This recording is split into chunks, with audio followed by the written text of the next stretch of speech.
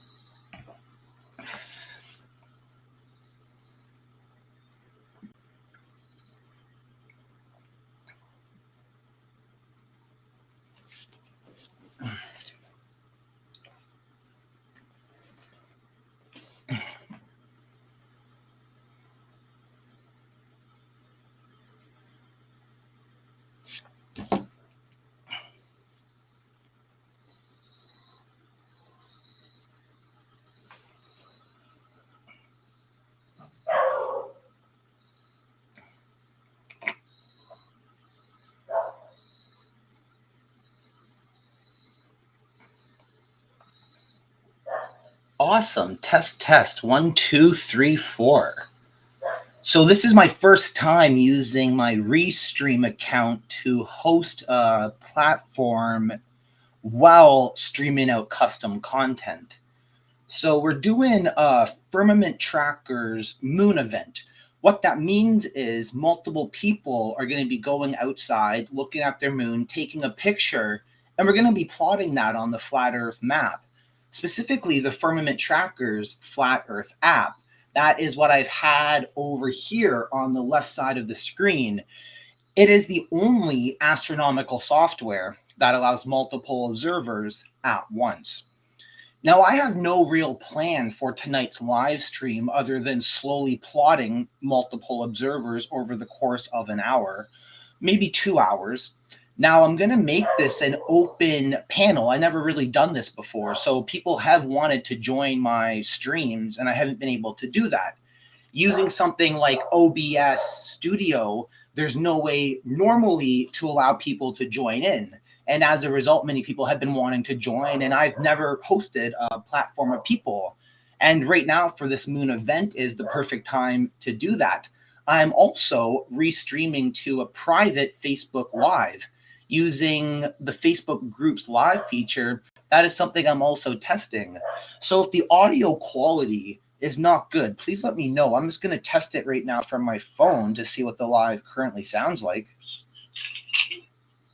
And right now for this moon event is the perfect time. Yeah. So my microphone seems to be absolutely perfect. So welcome all to the Firmament Trackers moon event.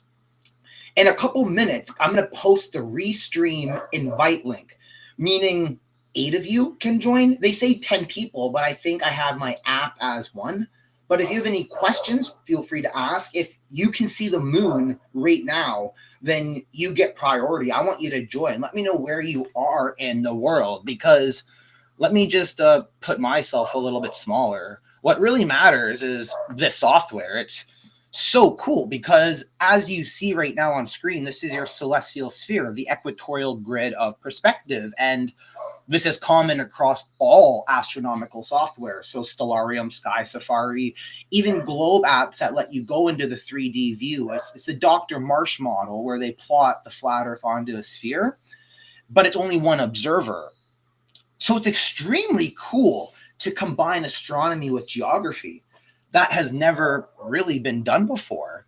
So let me turn on the Restream invite link and let's see who wants to hop on. I'll put that maybe up here.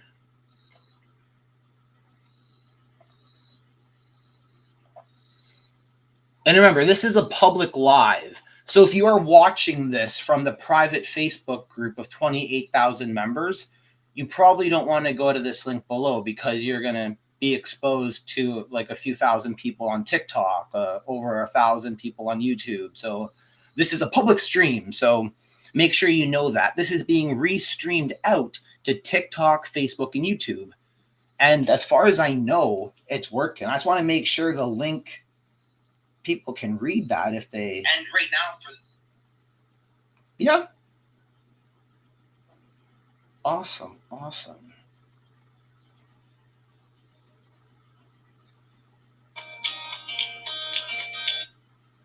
Now let's see what it looks like on TikTok. Yeah, it's pretty cool. Now let's see what it looks like on TikTok.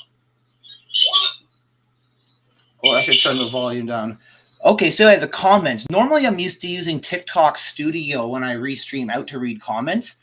Using the panel feature right now doesn't let me read them, but on my phone it shows. Someone said, can you explain what those 2 smaller dots are? That is an excellent question. So these are called the equatorial grids. They define how you see perspective. So let me see if I can come over here, pause the little animation I was doing, and let's go over to our observer right here. And this is me in Belize. So the really cool thing about this software is it does a network location like check. We don't even need your GPS permission. So because I do professional enterprise development, I coded this to the highest standard possible. So this is me, my observer right now in Belize. So as you see on screen, you'll see like the latitude 17 degrees. That's where I live. But for those of you who understand flat Earth science, you know that if your latitude is 17 degrees, you're going to see Polaris 17 degrees from your horizon. So Desi, very good question that you asked. If you hold on, you're probably from United States. So let me put my latitude up to 45 degrees because this will make what I'm saying way more relatable to you. And that's kind of why I like doing these live streams, because with a custom coded model in real life, we can do what I just did. With Globe software, it has to be those pre-rendered Blender animations. Because the globe doesn't exist, you can't model something that doesn't exist. And that is the problem. Me as a software developer, as silly as it might sound, I solved this problem by using the flat Earth map. Ooh, it's a big, scary topic. But by doing that, we now have multiple observers. So Desi, if you are familiar with Stellarium, what you should do is go to it right now on your computer. I only know the computer version, but there's going to be a little menu bar at the bottom on screen. The middle, there'll be something called the equatorial grid. Click it. It'll show you the first person view of a flat Earth model. So what you're seeing on screen right now, this is what Stellarium would show you if you are in the United States and you use Stellarium, because Stellarium's only a first-person model. As I just said, you can't model something that doesn't exist, so Globe models will never be as complete as my software is. So having said that, for those of you who are on TikTok right now, we have a nice audience actually, and those of you who are my normal followers on YouTube, if you already have the free version of our software, which thousands of you do, every once in a while, I like to just get excited and do a sale because Google allows us to do that. So if you've been wanting the Pro app to have multiple observers, if you want to be in like a flat Earth debate and they say, what can the globe not do? What can flat Earth do that the globe can't? Well, this is a perfect example. And that's the thing too, because I got to be humble. Like I'm a normal person, and if I could make this, surely someone else could make this on a globe, but they haven't. So my conclusion is that the Earth is flat. If you can only do this on flat Earth with multiple observers and what they're seeing in real time. So let me right now actually just show off how cool this feature is. So I can just click here. And then on screen, I click plot by click. Let me click now in Australia. Wait a second now for it to do the flat Earth science dome refraction calculations. But you end up seeing exactly what these two people would actually see in real life.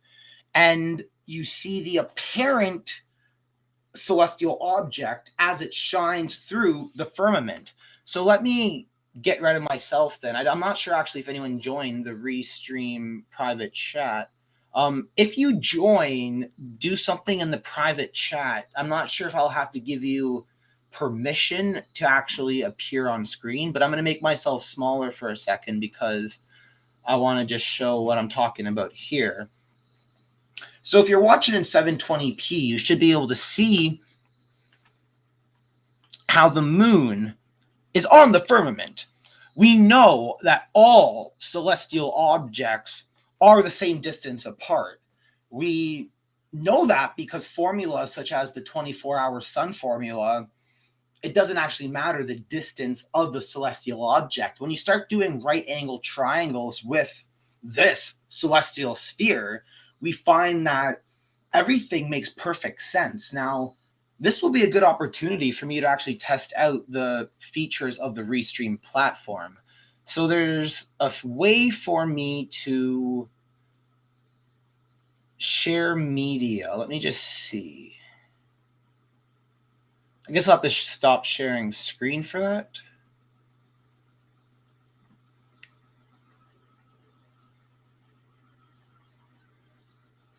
Okay, that makes sense. I just got to click replace, select video, and then I've uploaded some. So let's go over just some basic flat earth science, because there's some people on. Okay, cool. Let me just go over the TikTok comments. And again, I apologize. I'm not used to doing this type of live stream where there's multiple stuff on screen. But let me show myself then while I answer the questions. Let me go back here. So Desi on TikTok, they're explaining observer's perspective. That is what I do, and it bothers a lot of globers because I don't actually need the 3D model to argue what I'm saying. This 3D model is just a visualization tool. You can do all these calculations without the need for 3D models using just what the observer sees. And that's actually the video I'm about to play. I want to go over just some basic flat earth science. If we can know what celestial declination is, it'll make a lot of sense. Celestial declination is how high or low something is on the firmament. So in this case, we're talking about the moon, and I want to emphasize that all celestial objects follow this exact same law that I'm about to show, because the way perspective works for us, it appears that there is no million-mile away star and then a 10 billion trillion light year mile star. Everything is on the firmament. So in my model, I represent what the math shows. So yeah, Desi, we're showing just a really cool piece of software that I custom coded. It took me about 8 months to fully put this together, and there's a free app on Google Play. So that's my other screen here. I have it up. There's a sale. So it'll still be tomorrow. Don't feel like you got to get the pro. I'm not trying to rush you into it. One of the reasons why I have a free app is because it's so good that once you try it, you're going to pay $12 for it. And it actually is a $12 app and people buy it.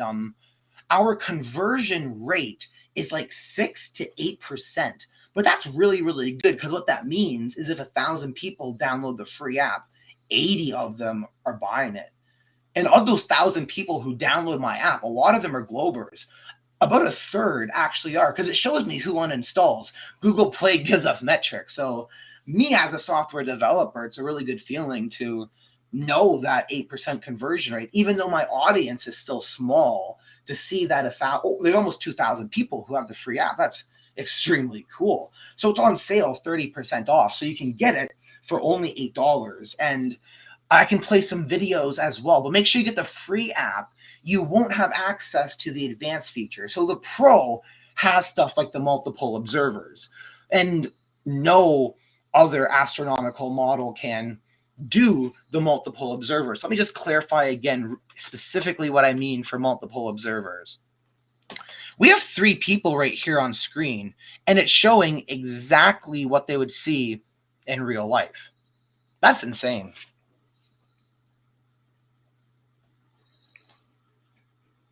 Yeah, thank you, Desi. I appreciate the good compliments. I do not have iPhone yet. So with iOS, it's a little bit more complicated, but the way I coded this is through a framework that the code compiles to Android and also compiles to iOS. So for example, normally Android apps are in Java. I'm not a Java developer, and normally iOS apps are in Swift or Objective-C. But again, I don't know that language. I'm a .NET developer. I know C#, I know Rust, and this one I did in TypeScript. So because of that, I can very easily compile it now to iOS. We're going through a testing phase right now. You might be able to use the link up here, the link tree Stephen Alonso, to get more information about that. If you want to beta test it, like I don't have an iPhone, so that's partly why it's been slower as well. And then for also those of you who are just joining, Apple, they charge me $99 a year. So even if I want to make a free app for you, Apple is still taking money. Even Google Play, they only charge $25. But because I have like an Android phone for myself and I need this myself, I work at the Flat Earth University, so I need these types of senior research tools just for myself. And for those of you who are also just tuning in as well, I wrote the Flat Earth Science textbook. So I am Dr. Stephen Alonzo from the Flat Earth University. I've been known as a man of many hats. Today I'm wearing the hat of the Firmament Tracker's Flat Earth app. But many times you will see me with the Flat Earth University hat on. I do teach at the Flat Earth University. So the video that we're going to play is one of the lectures from the course FE 102. It's free to enroll. So if you're wondering, where does my $12 go? Or in this case, $8. So when you buy this app over here on the screen for $8, it's going to what I'm about to show you, the Flat Earth University, free programs. We make like documentaries. So this documentary here, Glurfs on Ice, is going over the final experiment and all the science, what I'm showing you here. So this model supports the 24-hour sun, the free app as well. So you can get the free app, test it out, and behold the greatness. That's kind of the whole purpose of this live stream. If anyone has questions, wants to join, feel free. You can not show your camera. You can choose a custom name if you want. More so, I'm just looking for feedback, questions. I will also take a look at the YouTube chat. That has not been shown. So let me finish all the TikToks. I like when people share it out. TikTok's really fun.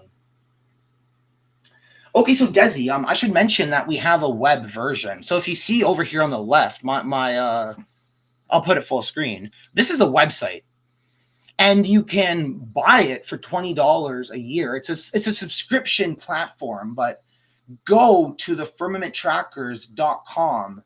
And if you want this software on your computer, it works on iMac, it works on Windows desktop. If you have a smart TV and you have like a Google Chrome browser, you can actually use this. So I think I will put the actual link to buy it then. Since you just shared this live, I take it that you are genuinely interested and serious. Let me just take a second then to find what the actual link is. So it'd be like firmamenttrackers.com, and it's the academic version. So let me put that link right down here on the screen.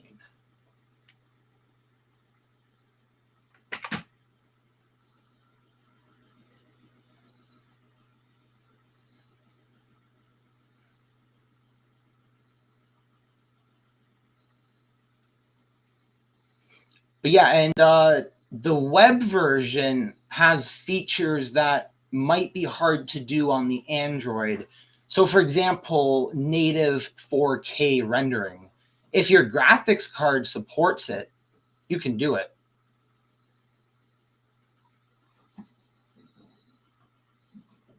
Let me see how this looks. Oh, I gotta go back to normal then. I'll go to full screen then for myself. If you want to then take a screenshot of this, now would probably be the time. Let me make sure it looks all right on the screen. Yeah, cool. Academic version. Yeah, so our domain name is thefirmamenttrackers.com, and the academic version is the web version that is really, really cool. So you can buy it for $20 a year. But the reason I'm telling you this as well is because we'll give you the iOS for free. So when I get some more free time in the coming months, we're going to finish the iOS version. And anyone who bought the academic version, and there's dozens of you, because there's a checkbox, make sure you check that box. If you forget to, just email me. But that's the best way to get this now. Sorry, my throat's dry. Let me take a sip of my Sprite.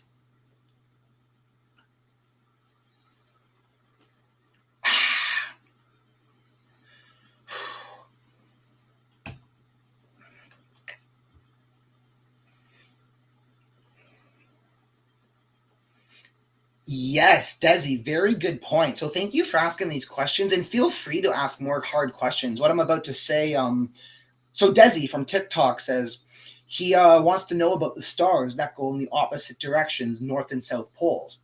That's a very good question, and anyone can ask this. So I don't care to, like, I want to be able to challenge these questions. I had a debate with Will Duffy, so I want to be prepared for these. So on the model, let me turn on the toroidal field. There's a big one, but let me turn on the small one. Now, because this is, you could say, a magnetic field strength, The size is arbitrary. I'm only going to a small one now because I want to show you what I'm talking about on screen. So it's like a donut. Now, a lot of you guys are familiar with the toroidal geometry of Earth, and what I'm showing you right now on screen is nothing new or special. But it makes sense how, similar to looking on opposite sides of a ball, which is how it works on the globe, you can see how looking on opposite sides of Earth's torus field gives you that exact same thing. And what I'm about to show you will give you a big aha moment. And this is why if you are actually going to do like debates with people, it's really cool to have this type of software, because you saw our observer before. Right now is in the United States. I'm not sure what time you joined at, but let me adjust the observer's latitude to 0 degrees, and something really cool is going to happen.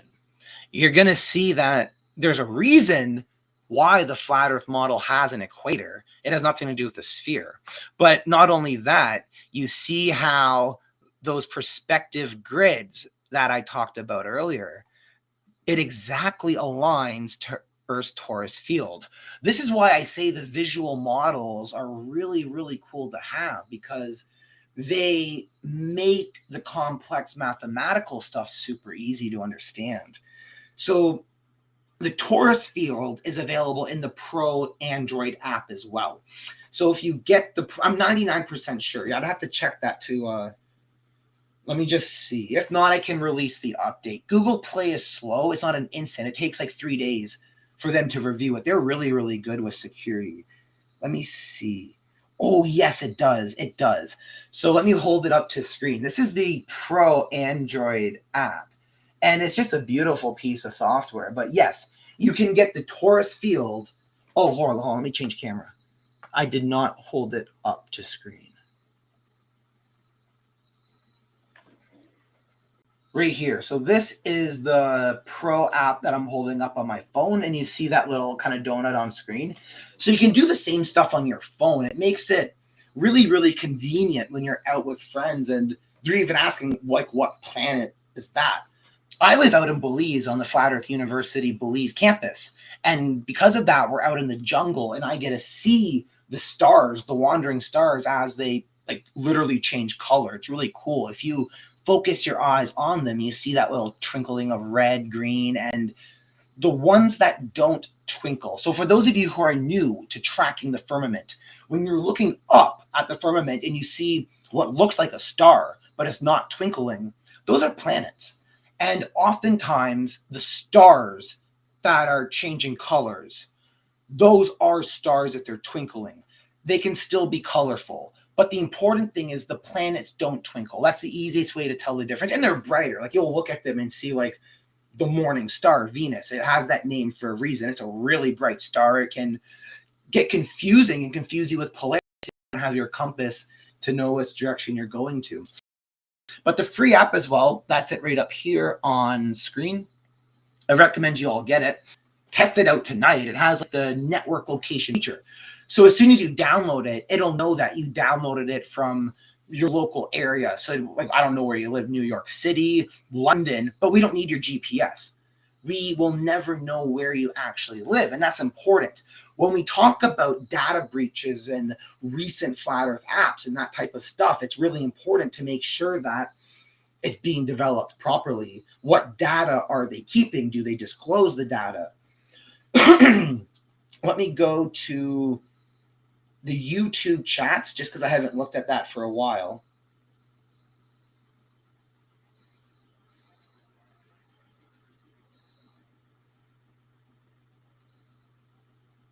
Cool. Dub Wilkinson and Jenna Storm. Hello. Dub Wilkinson, if you want to jump on the Restream, the invite link is there. You can join. Flat Earth model does require an equator. Let me go to the demo so you can see. So we see how Earth's torus field, when the observer is in the middle of Earth's torus field, you could say, it aligns perfectly in that coincidentally happens to be 0 degrees.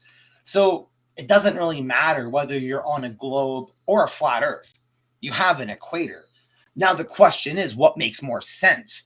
There's a kinematic equivalence for both, sure, but what I'm showing you on screen has the equatorial grid of perspective, the exact same thing that models have, but why does it align perfectly to Earth's torus field, where the globe really has no justification other than saying middle of a ball?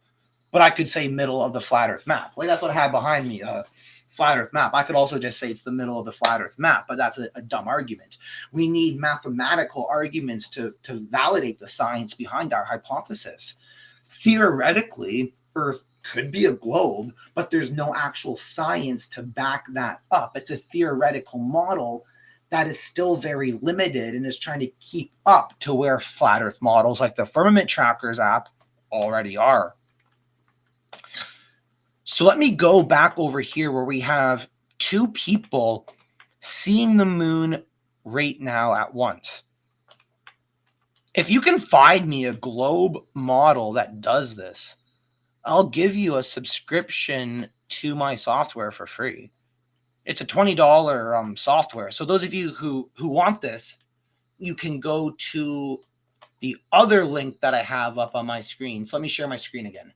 firmamenttrackers.com/academic version. That is the premium level for senior flat Earth researchers. Those of us who need to go past the basic app. So like if you go on Google Play and search up Flat Earth Pro, that's a really good app, but their science and math couldn't get beyond 60 degrees south. They couldn't.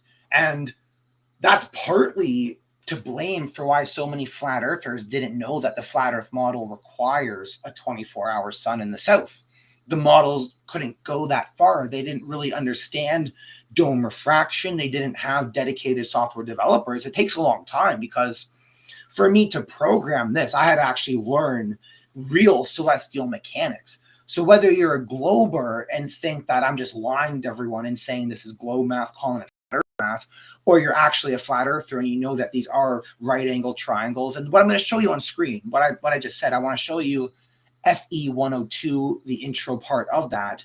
The math doesn't lie. That's the thing. You can lie with science. Science is really, really easy to lie with, but it's hard to lie with math because you can look at it and see it. Whereas with science, you can define stuff as different definitions and it's really, really easy. So very good question, Dub Wilkinson. Thank you for that. Jenna Storm says low declination for those who are participating in this experiment. I'm not actually sure. So the moon has a very faster path, you could say. Everything is going around the firmament once every 24 hours, the moon as well. And they climb up and down it because it's a curved dome. Declination is how far up or down they are. So the sun maintains a steady declination throughout the months. So for example, in December, the sun has a celestial declination of -23 degrees. This is a sky coordinate, has nothing to do with the ground. But from this sky coordinate, we can then make predictions to know where it will be. So that's how we knew there would be a 24-hour sun. We knew the location of the sun on the firmament. But in this case specifically, let me check the flat Earth model.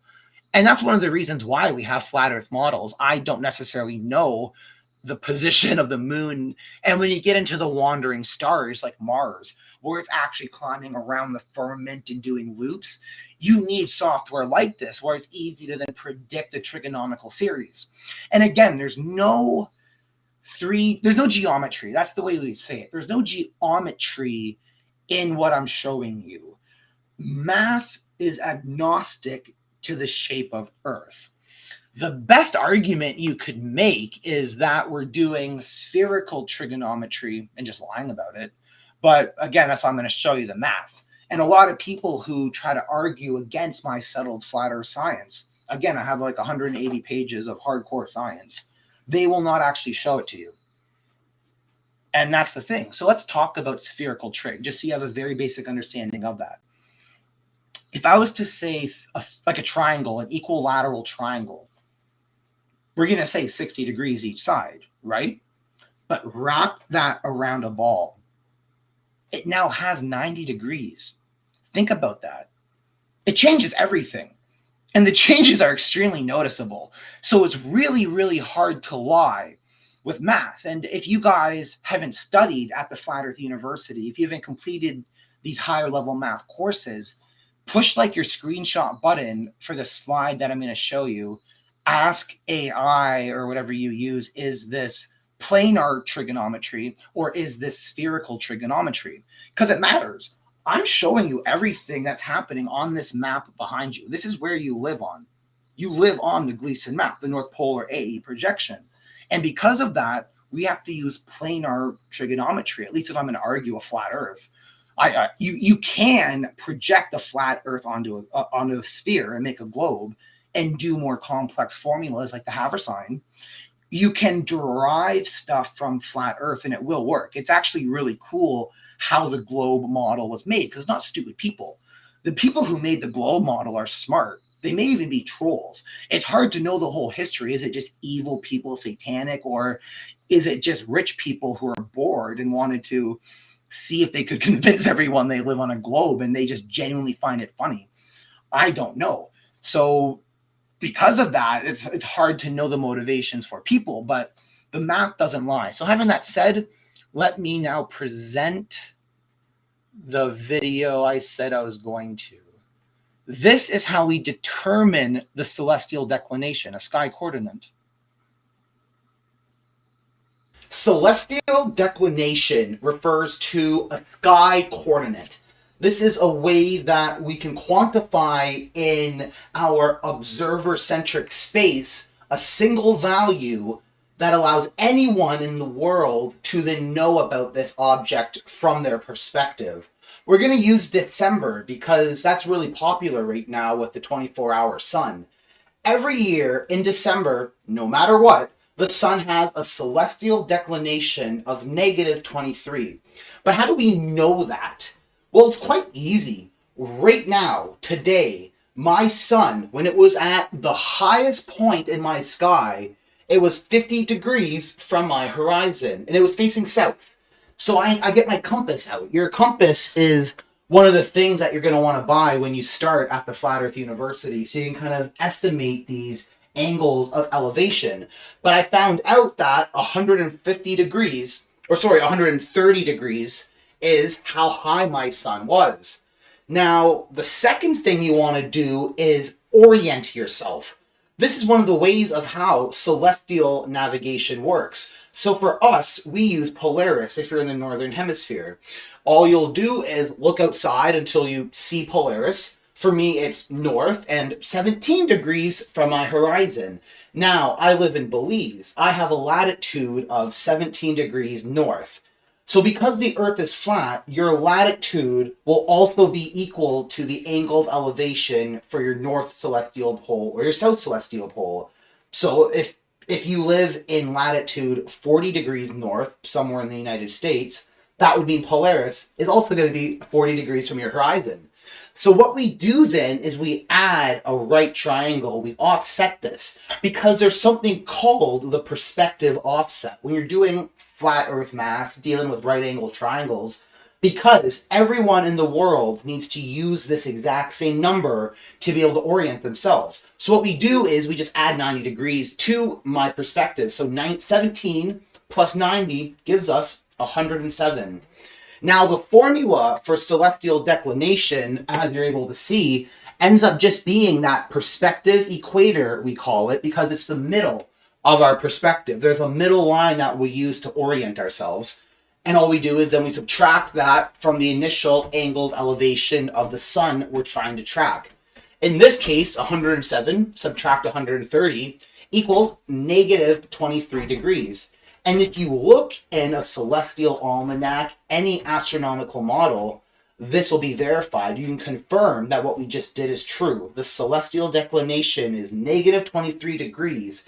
And we just calculated that ourselves by going outside today in Belize. Now, as we started again, so my sun's angle of elevation was 130 degrees. My perspective offset ended up being 107 degrees, and we subtracted those. You can do this anywhere you live in the world. So right now, like check. So tomorrow morning, I guess when you wake up or go online, use like an app like Stellarium and check when the sun was highest in its sky. This is the zenith point. Check the angle of elevation, do your latitude offset, and then do your Polaris offset. You will always get negative 23. If it's December, but even today, right now, it's actually about like 22.5 maybe. Science textbooks by my bed.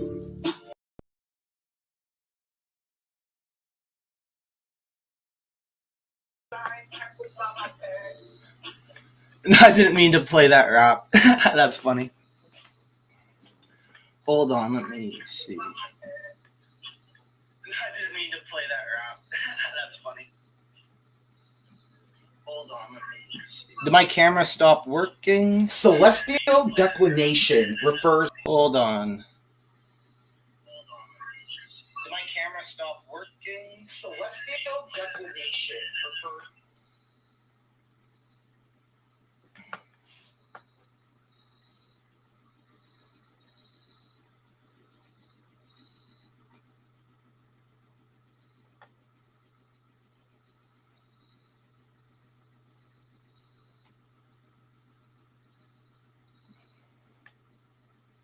Hold on, let me just fix my camera. I guess while I do that, I'll play another video. So, for those of you on TikTok, you said you guys understand what I mean. And then, Desi, I also see your question. So, is there part 2 to this video? Let me just play that now, and I'll keep it side by side with my camera while I fix that. So the cool thing is, once you know the celestial declination of any object that you determine yourself using the observer-centric math that you just saw on screen. So if you get this part, if you then get the next part that I'm going to show you, you'll then understand. In the previous lesson, we looked at how to manually determine the celestial declination ourselves. This is a sky coordinate. Now that we have that declination, we can use it to make predictions for anywhere else in the world. What we're going to do is use a very easy formula. The absolute value of the latitude has to be greater than 90 subtract the declination. The absolute declination. Now, absolute means that we're taking, whether it's positive or negative, we're taking just the number as is. So the absolute value of negative 23 is 23. Now, the formula is not that complicated at all. When we're at Union Glacier, we know what our latitude will be, negative 80, and we can plug those numbers in. So 80 becomes greater than 90, subtract 23, and then 80 greater than 67. Yeah. So because 80 is greater than 67, we know that at Union Glacier, there'll be a 24-hour sun. Now we can use this though for any location in the world. So let's go over to down here. Let's say we're at a latitude of 45 degrees north in the United States. Well, you can plug those numbers in as well. So the absolute value of 45 degrees greater than 90, subtract the absolute value of negative 23. So that's 67 again. But in this case, though, 45 is not greater than 67. So we know that using flat earth math, there is not going to be a 24-hour sun in the United States during December. Now, we can also use this same calculation to see how much farther would we have to go until the sun disappears out of our perspective. So going back to Union Glacier as the base case, if we subtract the two numbers, we end up with 13 degrees. So that means if we continue walking north, so from 80 degrees, and we continue walking north another 13 degrees, roughly about 67 degrees would be when the sun leaves our perspective. Now, if you go online and check what the official numbers are, they're going to be almost very close. It's only half a degree off. So I think it's 66.5 degrees latitude is when the 24-hour sun would officially stop. Now, that's only because of the initial calculation we did. It depends how accurate you are and what equipment you're doing when you perform these calculations. But this is how you would do a 24-hour visibility calculation for any object in the world. It's not just this. So if you have your flat earth science textbook, it's page 44, section 3.6, where we go into the celestial sphere perspective. How do these arcs orient ourselves? And it'll extrapolate on much of this formula. It'll make a lot of sense, and you'll be able to visually understand like what these arcs are and why everything works the way it does, especially the next page. The next page is really good because you get to see these perspective grids, and it starts to make perfect sense what we're describing here. So I hope that makes a lot of sense, and I hope you go and test it yourself. So again, the formula is very, very simple. The absolute value of the latitude is greater than 90, subtract the absolute value of the declination. Now watch the last video if you don't remember or don't know what a sky coordinate is, what a celestial declination is.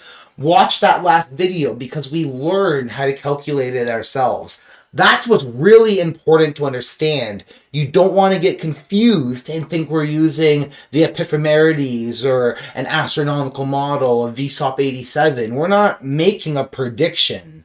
We're telling you what we know. This is what the flat earth model requires because we observed it ourselves.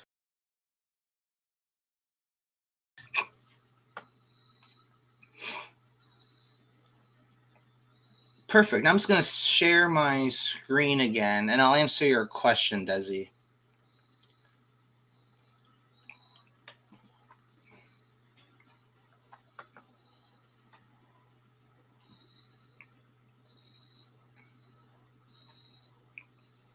Hold on, it's not switching as fast as I thought it would. But you're asking about those grids. Let me share the screen again.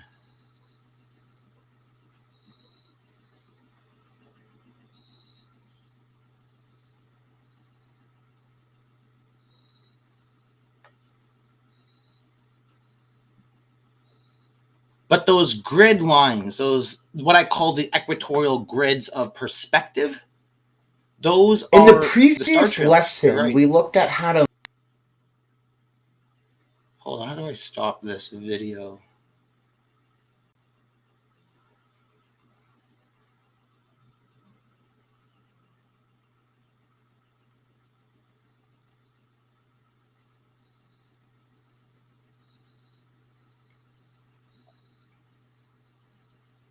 I might need to restart my browser then. Or I'll just actually do it from my webcam. 1 second. Let me add a screen share to my webcam if I can't do it in Restream. Perfect. That's perfect. That's perfect. That's perfect. So yeah, these represent star trails. So when we go back to the observer in the United States,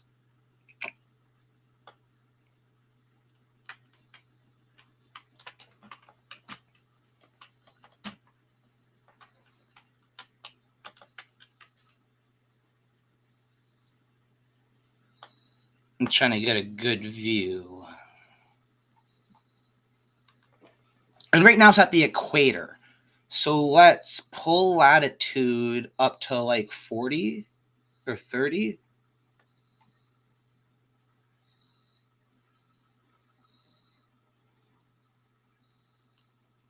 Yeah, so see right now we're at the United States-Canada border. So a lot of you can relate to this. And if you look at Polaris, you're going to see exactly that image. So good question, Desi. Let me just see what other questions I might have missed.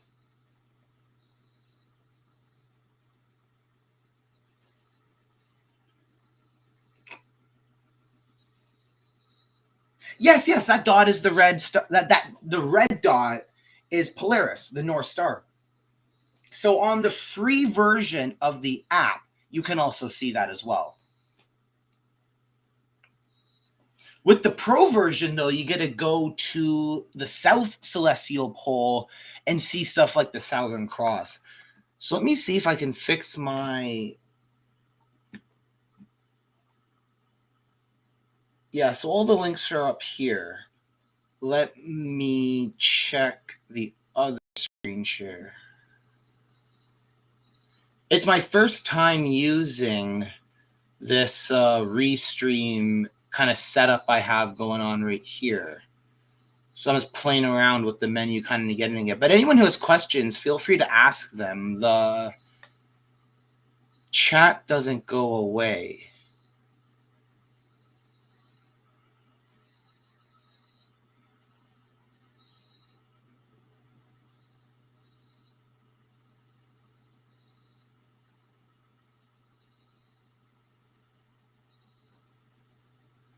Oh, there's just a toggle button. I feel so silly now for not knowing that. Well, there's me learning how to use Restream. But let me see the comments.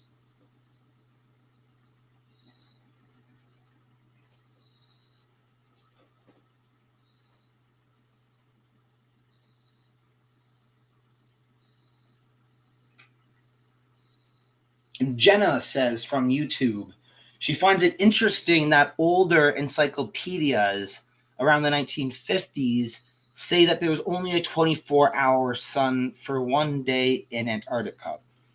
Literally only a 24-hour sun. She asks, that's incorrect. And I agree, that's absolutely incorrect. It would be impossible. Let me see if I can just refresh. Oh, no, I don't want to refresh the stream. Let me see if I can refresh the model on the left just so it'll load a little quicker. But the really cool thing about this is that you can just type in Union Glacier. So for those of you who are wondering, what are the Pro features? Why do I want the Pro app, or why do I want to subscribe for the academic online? Is that you can type in locations and there's a back end API that will search and see, is this a location? And all you do, like see right now how it found Union Glacier. It knows that on the Gleason map, Union Glacier is somewhere. So you click on it and it shows you that, okay, it is south of Chile and Argentina. So for the final experiment, those of you guys who might have heard of TFE, here's my TFE hat. So my science and math, I was one of the official participants for TFE, and I did submissions for a lot of stuff. And that is how I argue that flat Earth is absolutely perfect and makes sense and nothing changed. Hold on, let me refresh. Okay, yeah. So see right now how we're at Union Glacier. Let's put the month to December. So we have a really nice date picker here. So this is also on the free app as well. It just gives you a really convenient way to just go to, okay, 2024, December, and it was what, December like 18th? And then refresh the perspective grid. And then you see how it is kind of impossible for the sun to not be visible for like, it has to be visible for multiple days. The declination remains constant. I guess that's the best argument for it. Celestial declination for the sun in December is negative 23 degrees. And it's only going to slowly change over the course of the next couple months, going between the tropics of Cancer and Capricorn. And that's how we know not only that there definitely is a 24-hour sun, but we know how long it remains there for. So I can show you what I mean then. How long would there be a 24-hour sun at Union Glacier? Well, off the top of my head, I have no clue how to figure that out. But with the flat Earth model, it makes it extremely easy to do a calculation like this because we have all the parameters we need. And if you're watching the previous video I did, you know that these are right angle triangles. We're doing literally 90 degrees against a flat Earth. If Earth is not flat, you're going to have to use something like 89.9999. I don't know the exact number because I don't study the globe. The globe isn't real. But because the Earth is flat, I can use 90-degree right angle triangles for all the math I do, and I somehow get the right answer. But then people will lie and say that I'm doing globe math and lying to flat earthers, calling it flat earth math. But then I'm very open about my math. Like, I have the public Restream link right here. If someone wants to come in and tell me why those 2 videos that I just showed you are wrong, please do. And then I hope you guys all screenshotted it as well. So thank you, Jenna, for that question. Let me go back to TikTok and see if some comments in the live are filtered. Oh, I guess someone didn't like that the earth is measured flat. But welcome everyone from TikTok. If you have any questions, let me know. Let's see what other videos there are to present. I guess the whole purpose of what I'm trying to show right now is the sale for the app. I'm trying to justify a reason that you should spend $8 now instead of waiting till next month or whatever to pay $12 for the Pro app. So let me go to a video of the planets. This is a very 6 of the planets and wandering stars are in alignment right now. Go outside tonight and look up. Many of the planets are visible to your eye. You will be able to see them rotating around above you on the dome firmament. You have from January the 17th to the 21st to see this celestial arc that has formed with Mars, Jupiter, Uranus, Neptune, Saturn, and Venus. Get the Firmament Tracker's academic version today for use on all iMacs, Windows, and Linux desktop and laptop computers. If you have Android, you can get the Pro app from the Google Play Store. This supports the planets, allowing you to fully understand the details of our flat Earth. If this interests you, the Flat Earth University is free to enroll in, and we suggest you take FE 102, Tracking the Firmament. Don't forget your Flat Earth Science textbook.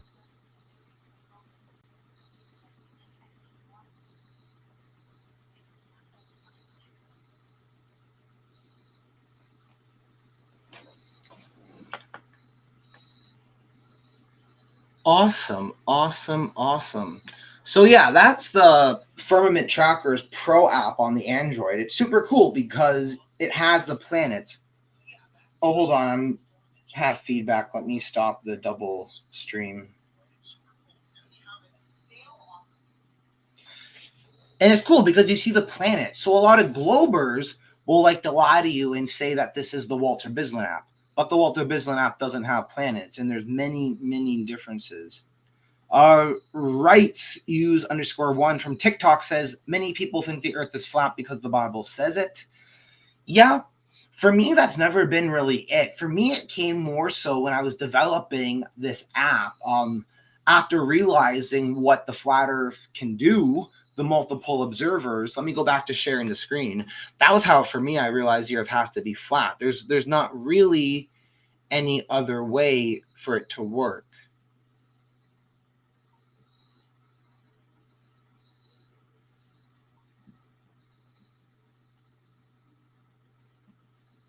Nice. I know how to get my screen back now with it working. So I don't know. Does anyone want to tell me where they are right now? I just want to plot a multiple observer. If anyone wants to test the power and the accuracy of the flat Earth model, name any country or place. Choose any.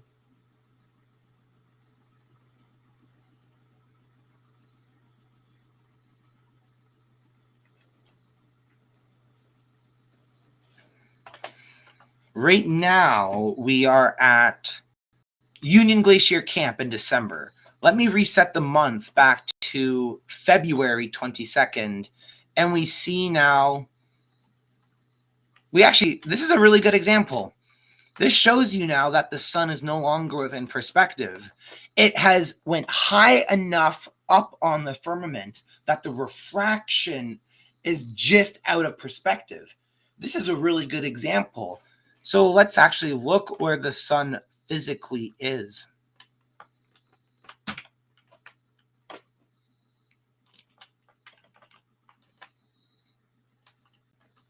So where is that? On the equator? Okay, that makes sense. So in December, the sun was over the Tropic of Capricorn. That's latitude -23 south, which is coincidentally a celestial declination of -23 degrees. Why? do sky coordinates map 1-to-1 to latitude? Well, most likely because the Earth is flat.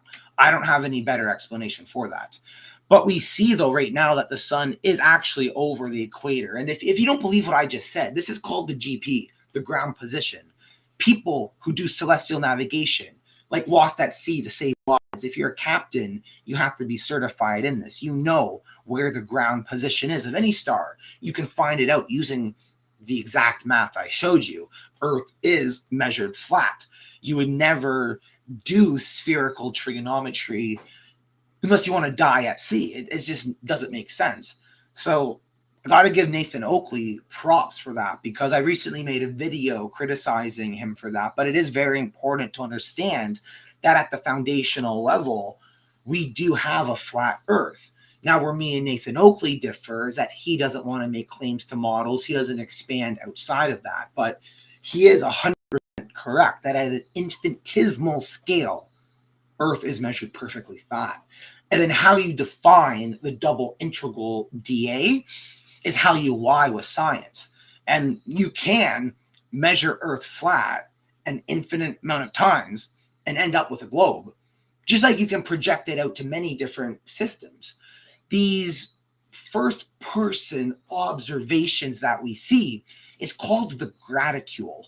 So to understand where the globe comes from, it's not necessarily a flat Earth projection. It's a graticule projection. And an observer, like what I was just saying with celestial navigation, using a sextant to figure out where is the sun. You can, like if you're in Indonesia right now or Australia and you look straight up, you're going to see that the sun is exactly where my model's showing it.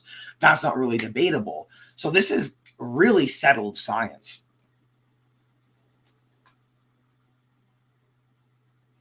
Flat Horizon says, have you looked into the bipolar map? It has a south pole. Yeah, it is. Is it also called the stereographic model? The oblique Mercator projection is the scientific term, but the Awake Souls SVR, they also call it that. If that's what you're talking about, I have, and I really like it. So let's assume that Earth no longer has our Newtonian understanding of creation. What if we actually are in a simulation? Well, if so, models like the SVR, the stereographic oblique Mercator, make perfect sense. We have two poles. We can circumnavigate. So you can have South Pole circumnavigation, which is something we can't have on my model here. So in the Firmament trackers and the Gleason model, you cannot do a perfect South Pole circumnavigation. Again, you can lie with science and say you're at 89 degrees the entire time going around the edge of flat Earth. You can use things to lie and claim South Pole circumnavigation, but true due south 90 degrees is not possible, and you just can't. You'd hit the firmament. Now, let's say other models are correct. So I think what you're talking about, Flat Horizon, respond in the comments if you are. If it's the oblique Mercator, we can do a lot of stuff that we can't do in my model. But again, it depends what we're talking about. Do we have how do we describe it? Our classical mechanics of understanding. Like, for example, right now, the sun, it's producing thrust, a real force to maintain its orbit in that circle. It's not just flat Earth magic. It's not just like whatever. There's a real force causing it to complete that circuit once every 24 hours. Where that force comes from, I don't know. But we don't need to know to observe what's actually happening and quantify it. So I'm not making claims to know the physics of why the sun has a thrust that causes it to move the way we do. What I'm saying is that I know the flat Earth model requires a 24-hour sun in certain areas past 67 degrees south latitude. I know the flat Earth model requires a 24-hour moon whenever the declination is low enough. So, for example, if we're at Union Glacier Camp, if the moon had a declination of negative 23 degrees, just like the sun, then yeah, you're going to see a 24-hour moon. This is nothing special. Those of you who live in the south, like with the Firmament trackers, we people in New Zealand, Australia, they see the South Celestial Pole every day. They see the 4 stars that make it up. But it's not only that. Like if you know that there's a 24-hour Southern Cross, there's like 4 stars in there. They're on the tip of my tongue. Mimosa might be one. No, that's in the north. But you see that. it's there for 24 hours. So then you understand why this 24-hour sun should also make perfect sense. Now, those of you in the United States, it's very fair to be confused about why there would be a 24-hour sun on the flat Earth model. But a lot of us had the fortunate pleasure of meeting people who live in New Zealand, and they're taking pictures of the star trails around the South Celestial Pole. And we started to understand the science of dome refraction. It's the exact same physical mechanism that allows for the 24-hour sun to happen. Let me zoom up, actually. If you're wondering why there's a flat sun instead of like a spherical sun, it's because this is the point of dome refraction. I don't actually know if the sun is higher than that, and I don't want to claim to. But what I know through my flat Earth science of dome refraction is that at the point of dome refraction, it 100% is right there. So in this case, it's above the equator at about 200 degrees south on the compass. It's objectively there because anyone in the Philippines and Indonesia can look straight up and see it. That cannot be argued against, and I don't like to make claims that can be easily debunked. So many biblical cosmologists will go one step further and say the sun's above, there's 7 firmaments. That's absolutely valid. And you can expand on what I'm showing you and build your own biblical model. People like Joe Hanvey have, and Joe Hanvey kind of now has a physical mechanism for what my flat Earth science in this app is showing. It's really, really, really cool. Let me take a look through the comments.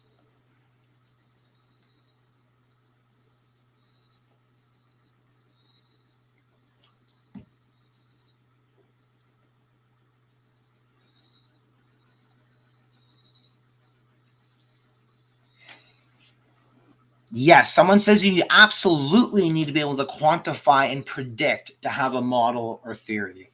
Yes. And this is why I made the video I did about Nathan Oakley. It's not directly about him. I indirectly said the problem with measuring Earth flat and just leaving it at that. Nathan Oakley tends to say measure Earth flat, end of discussion. But I think that's bad because I know that you live on the Gleason map. You live on this North Polar AE map, and I can use it to make predictions that clearly work. So I don't know if you just jumped in, but there's 2 videos we played from the Flat Earth University, FE 102, Tracking the Firmament, where we use flat Earth math, right angle triangles with your own observer-centric observations. I show how myself, where I live, I can go outside and look at the sun, do a flat Earth calculation to know where it's going to be in Union Glacier. And you can do that too. So if you're in the United States, the position of your sun right now will be different from my sun right now. And we know that relationship, and we can then use that relationship to solve very, very basic mathematical equations. So from the video before, it was, let me just see if I remember this, the absolute latitude is greater than 90 degrees, subtract the absolute declination. Now, when we talk about absolute, this is just a mathematical term for the number only. So the absolute value of negative 23 degrees is 23 degrees. The absolute value of 23 degrees is also 23 degrees.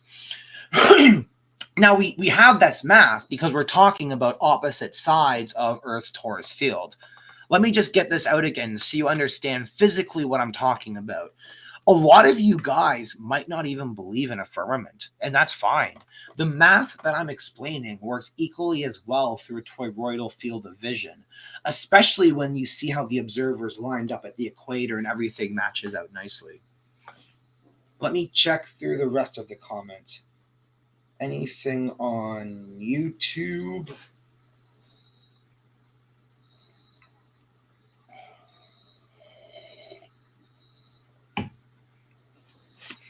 Doug Wilkinson says, in June, Barrow, Alaska has a 24-hour sun. That's really cool. So I guess I know where Alaska is, but let me see if the Flat Earth model, so the stuff that people are paying for, you're going to pay $8 for the Pro app. Let me pull it up on the side here just so you see what I'm talking about. So the whole reason we're having this live stream is because I also schedule sales. I like to offer this app out sometimes because a lot of people just like sales, and it's $8 now instead of $12. So you have till tomorrow. Get the free app test it out, make sure it works on your phone, make sure it's what you want, and then get the Pro app if you want all these advanced features I'm showing you, like multiple observers, torus fields, location searches. For example, do I actually want to go on Google and type in what is the GPS latitude and longitude of Barrow, Alaska, and then mess around with the sliders? I don't want to. What I want to do is use a premium flat Earth model and just type in here Barrow, Alaska, and see what comes up. I actually don't know. Point Barrow, Alaska. I'm going to assume that's it. Now, Doug Wilkinson, are you a glober? Because if so, that makes us better, because there's no way we could have prearranged to do this. But I'm going to choose Point Barrow and assume that's the place in Alaska you're talking about. And then you said in June. So again, we're using a flat Earth model that uses the celestial almanacs. So if you remember what we were just talking about in the other video, celestial declination, go on Google right now or after this video if you want and just search up 2025 celestial almanac.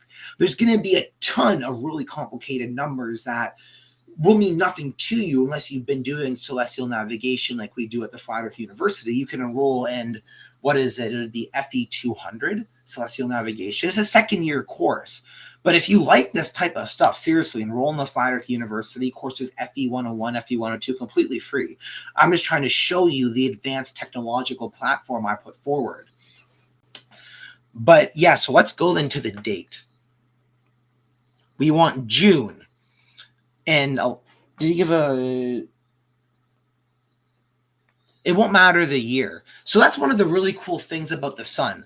Let me also just go back to showing my face so I can say this, because I'm going to clip this live stream later as well and use it for little shorts. But because the sun maintains a constant declination, the celestial declination right now is going to be the exact same as last year. It always will be. It doesn't change. So every year in December, for example, I know that the celestial declination of the sun will always be negative 23.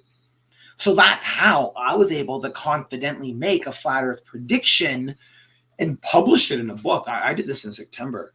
So for anyone who has the Flat Earth Science textbook, a few hundred of you guys do, go to page 130. So it's section 9.5, but I confidently said that, yeah, the flat Earth model absolutely requires a 24-hour sun, and I'm showing this exact same model. How did I know that, though? Well, because the celestial declination doesn't change. It's very, very easy to make predictions about stuff that's not a wandering star. So again, I'm going to be very fair. Do we know where Mars will be in 400 years? I actually don't know how Flat Earth can predict that. I don't really think the globe can either. And if it does, there's no way to test that. But that's the difference. So if we were talking about 24-hour Mars, it becomes way more complicated and everything we just talked about changes. But we're talking about something where we can make a prediction because we know the celestial declination.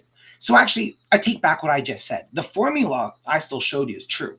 The 24-hour visibility formula on flat Earth is still true.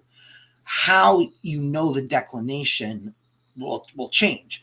The reason that we knew what the celestial declination of the sun would be in December before going there is because it was the exact same as it was last year. But if we're talking about something like Mars, which is a wandering star, which is doing circles on the firmament, and you can track it with our software, it then becomes harder to predict. But we do it in our software. We have many advanced features, and it's accurate. This is extremely cool, and you can start tracing the lines. You can see the sun's analemma. So sorry. Yeah, I forgot about Dub's question. So let's go to June, he said. So we just use the date picker and select the month June. Let's go to June 11th and adjust the time to see if the perspective grid increases. Let's turn off the torus field.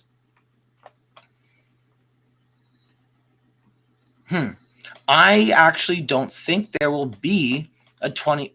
Oh, it might be. Yep. Okay, look at that. Yeah.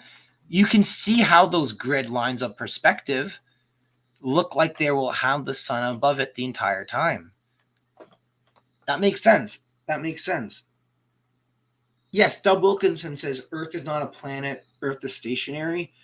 I agree with you that Earth is stationary. You're absolutely right on that. But semantically, like I even use the term global to use it in the term of describing like a large outreach. So semantic logical fallacies we don't really want to get stuck on, but I understand what you mean. Earth is obviously not a planet in the sense that it's rotating around in a solar system, but Earth is a planet in the sense that it's classified by scientists as a planet. But it's an association fallacy. I do know what you're saying. Earth is not the same as Venus or Mars or Jupiter or Neptune.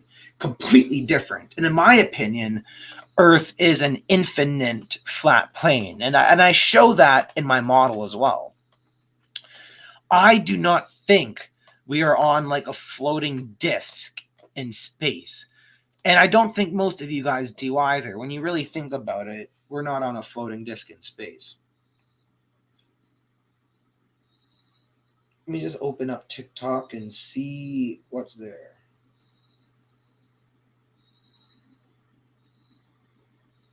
Okay, cool. More people are actually on the YouTube right now. Nice, nice, nice. I'm going to keep that chat open then.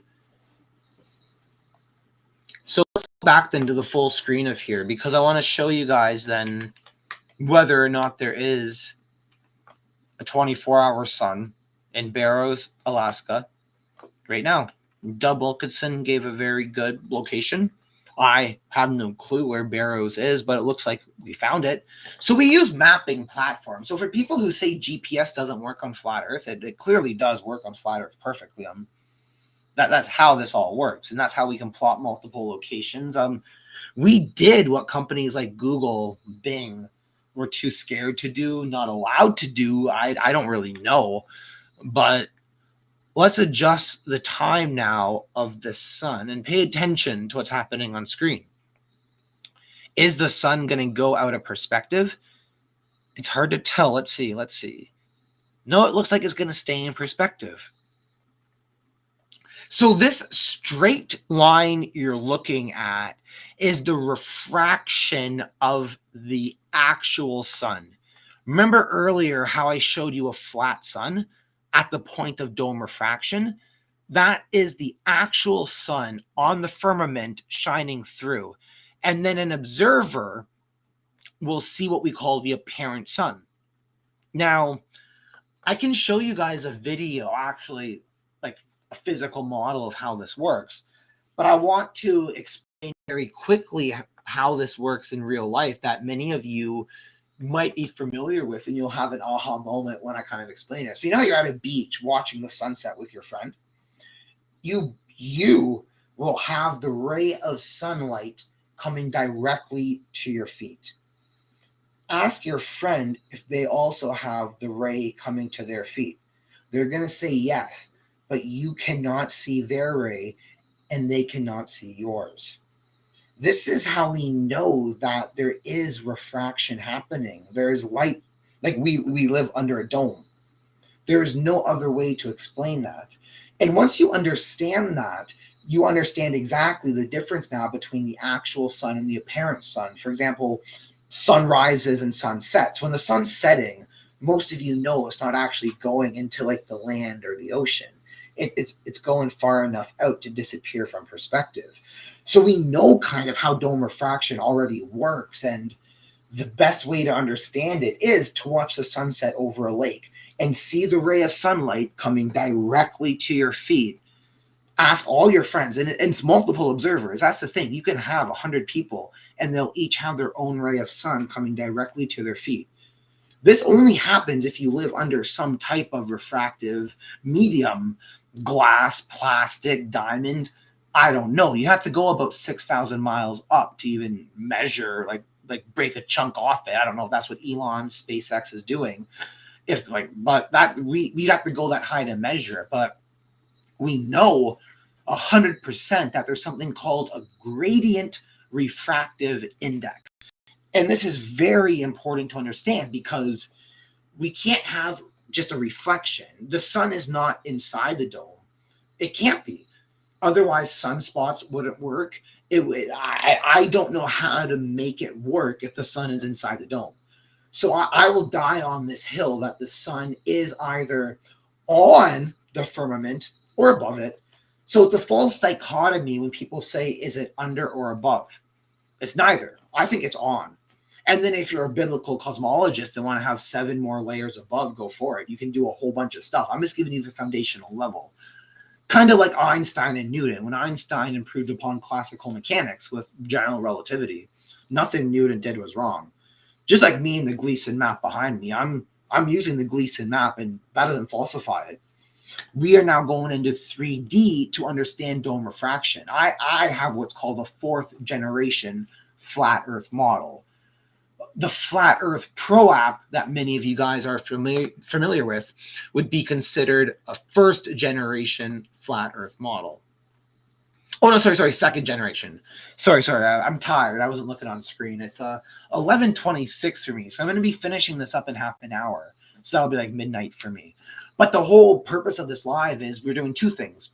The Firmament Trackers group, which I have to check on Facebook in a second, go through all the messages. A whole bunch of us went out at 4 a.m. UTC. So that's an hour and a half ago and took a picture of the moon. I don't think I can see it in Belize right now. There's more people in Australia, New Zealand. Let me refresh the model just so we have the accurate date and time. But I'm going to plot it up. So one of the really cool things is that if you're in something like Google Earth, Google Maps, any type of like geographical software, there's something called the KML file that you can export. And even CSV files as well of just GPS locations, you can plot that on our model. It's really, really cool because there is no flat Earth, North Polar AE map that we have for flat Earth. Like Google Maps doesn't do it. Apple Maps doesn't do it. Bing Maps doesn't do it. I don't know why, because like I did it and it's pretty cool. So let me just sign back in to our app.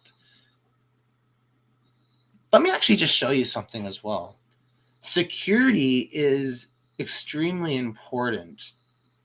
I'm just signing in again, so I want to show you kind of how it works. So if you can't hack our app, we use OAuth, which means that it's like an industry standard of security. We don't even store your passwords. I know nothing about you except an ID number. I know your email as well, depending. Actually, no, I don't. So if you sign up with Facebook, which is what I'm showing you on screen, you won't. I don't even know your email. And the way OAuth works is that Google or Facebook manages the authentication. So if I get hacked, there's nothing. So this is industry standard security. So this is for the people who have the academic version. Let me just click login. So on my other monitor, it opened up my Facebook and it just said, hey, Steven, click, sign in, and boom, here I'm in. Very easy, very secure, very safe. Let me go to the questions.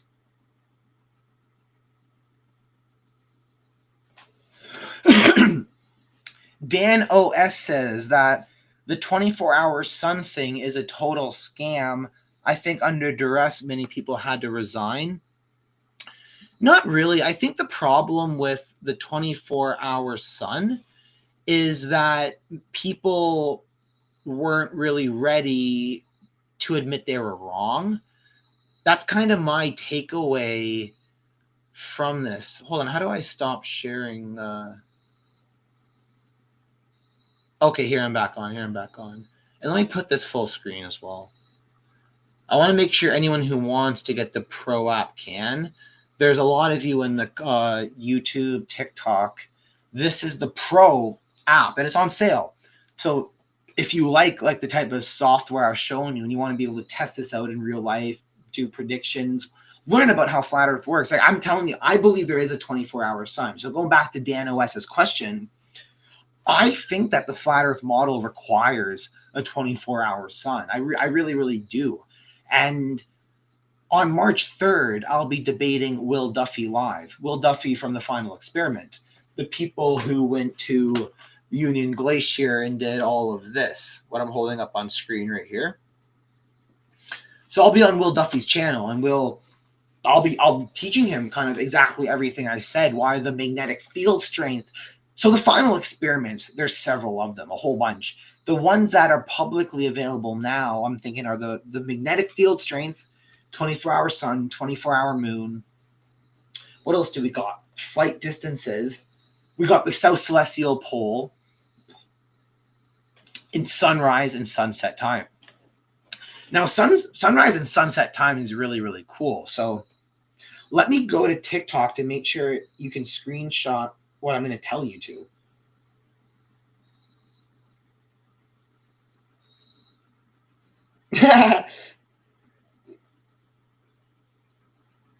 Yes, I love this.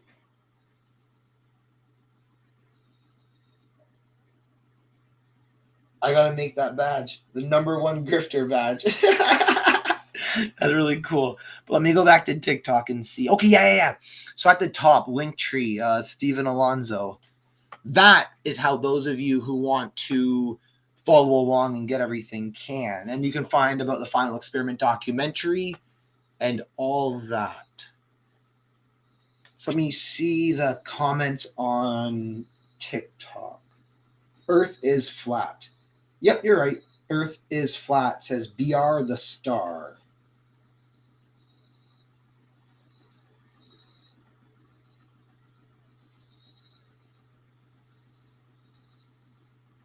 Let me go over to YouTube.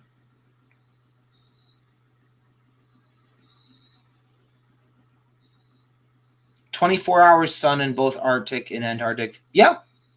So, for example, when we were over in Barrows, Alaska, the celestial declination would have been above the equator, probably 15, might have been 23. And we're talking positive now. So these are positive numbers. And it's very easy to then know that, yeah, there'll be a 24-hour sun in the North Pole and when there'll be a 24-hour sun in the South Pole. So let me go back to presenting and see if there's another video I can play. I uploaded 5 videos. Yeah, let's go to the 24-hour sun proof of concept. What I was saying about how the sun rays for you and all your friends when you're on the beach watching the sunset, each observer has the light ray coming up to you. You can model this out with literally like an IKEA glass bowl. It's so simple to test this out and realize that dome refraction makes a lot of sense and gives a really cool physical mechanism for what we see. So let me put, this is only 2 minutes. The observer inside facing towards the firmament in the south direction will have an apparent south celestial pole form due to the dome gradient refraction and total internal reflection, a critical aspect of flat Earth science. Objects above us rotate around the firmament 15 degrees an hour, and if the celestial declination is aligned with the observer's latitude, the law of perspective allows objects to be visible for an entire 24 hours, which is one loop around the dome. When the observer changes longitudinal positions while still facing due south, we see the infinite apparent suns, with the rotation of the south celestial pole matching the orientation of the direction of the firmament they are looking at. If the observer was to now look behind him at the opposite side of the firmament, this orientation would be flipped by 180 degrees, just like what happens in real life, such as this example from New Zealand and Chile. When 2 observers at the same time are looking at the Southern Cross, the apparent location changes depending on what section of the firmament they are looking at. This is why using astronomical models such as the Firmament Tracker's Flat Earth model that support multiple observers in real time is so important in understanding how the infinite apparent suns work, how perspective works, and how the world itself works. Globe models are limited to only support single observer first-person view. Upgrade from the globe and start doing some serious flat Earth research today. Find us on Google Play or go to our website to subscribe to the iMac and Windows web-based version that works on all desktop and laptops.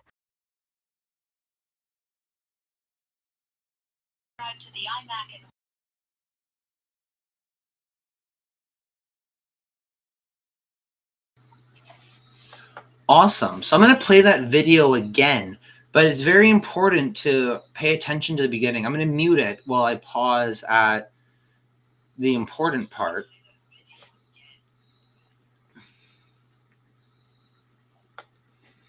I'll have to go into full screen again. You don't need to see me.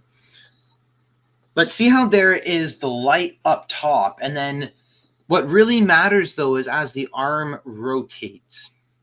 Let me see if I can find it. Yeah, it's going to be this part right here. So pay very close attention to what's actually happening. Notice that the sun is not moving. Consider the sun any one of those lights in the top picture on the dome.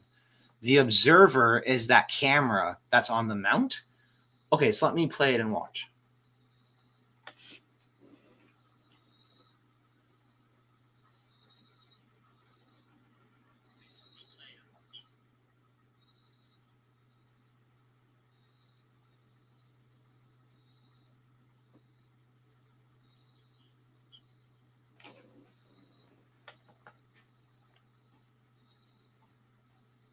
So does that make sense? As you saw, the orientation rotates. So this is actually a really good lead-in to talk about the South Celestial Pole. On flat Earth, we have infinite South Celestial Poles. So if you see on the screen over here and in the Gleason map behind me, depending on where you are, you can make sense of how it would rotate around.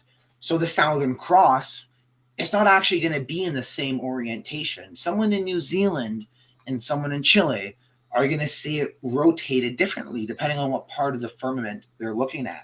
And that's really important to pay attention to. Let's go to the TikTok comments. There's a whole bunch in there right now.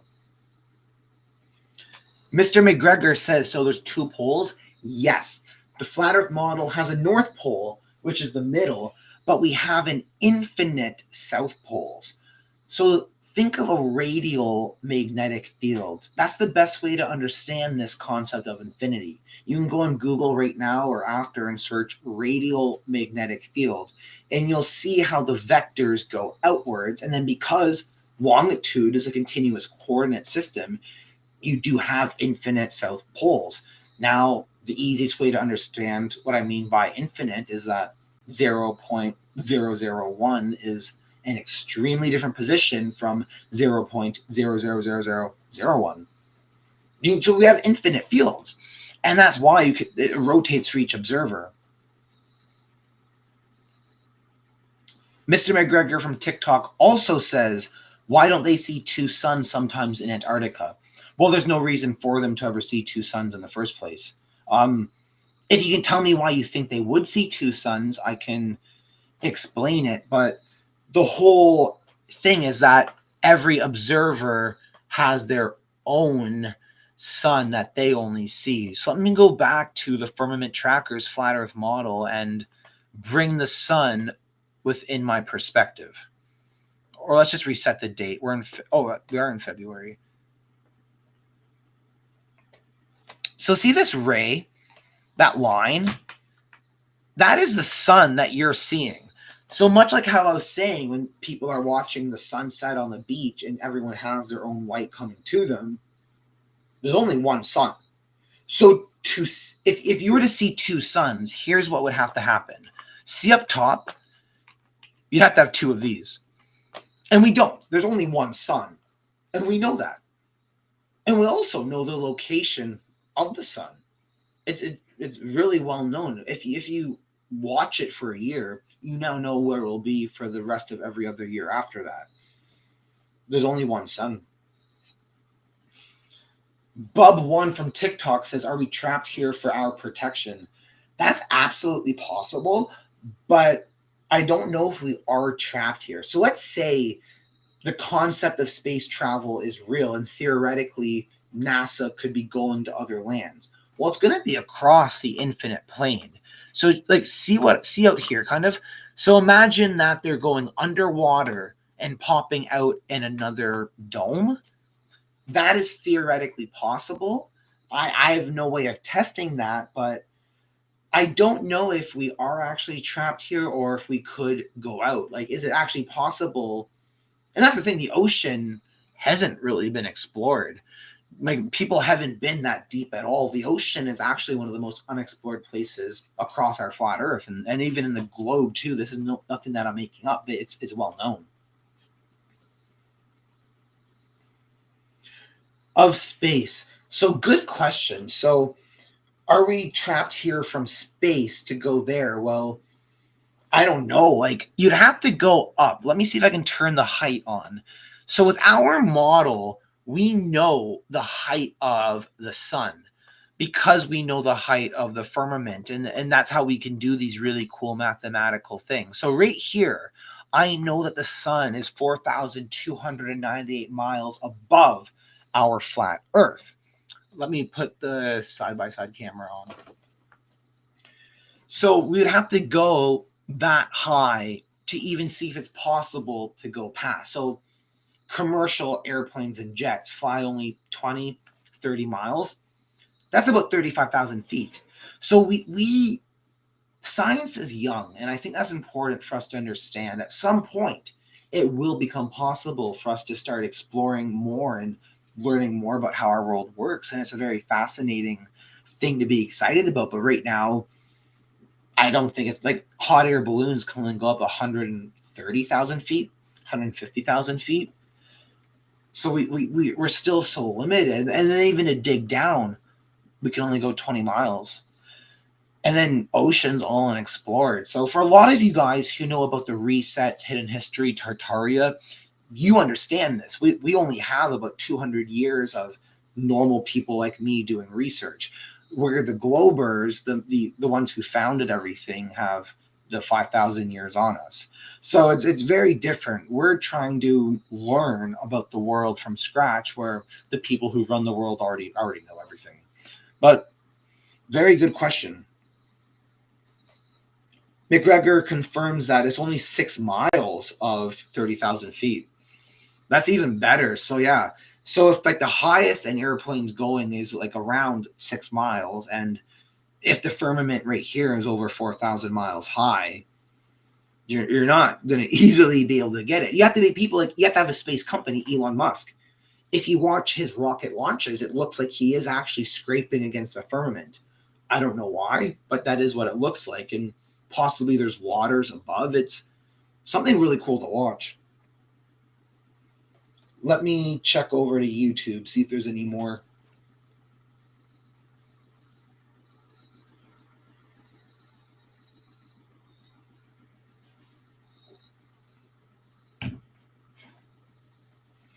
It does rise and set like a yo-yo for people at a certain south latitude. So people in New Zealand, and this is one of the reasons why, for me and a lot of people, the 24-hour sun was never anything weird. So let me put my longitude. Where would it be for New Zealand?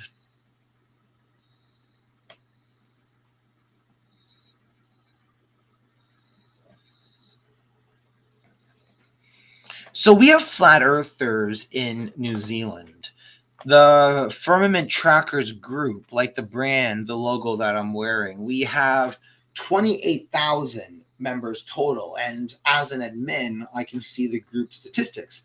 We have 2,000 people from New Zealand and just a little under 2,000 from Australia. It's crazy. So 4,000 people are right here, and they got to see the sun do this. But let me go to the bird's eye view. This is what confuses people, because there's been no software that's ever been able to do this.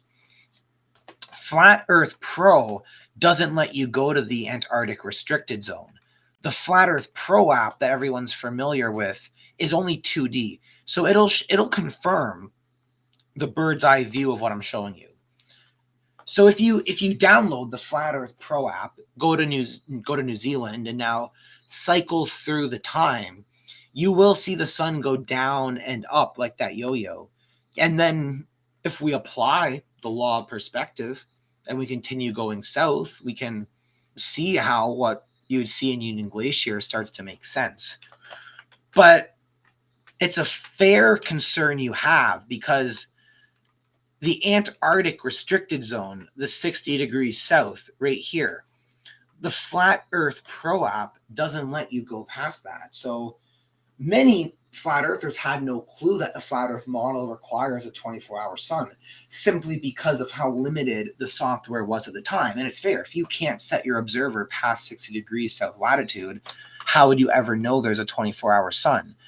But a lot of us were able to hypothesize that based on where it is right now, we know that if perspective rises and falls by 1 degree for every 69 miles, well, then there most likely absolutely would be a 24-hour sun in Union Glacier. It made sense to us. And for me, it confirmed the senior level flat earth models. So what I'm talking about right here is the Firmament Trackers Flat Earth app.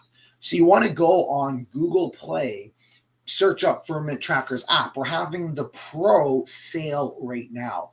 This is a $12 piece of software normally, but you can get it now for only $8. Check the reviews of the Pro.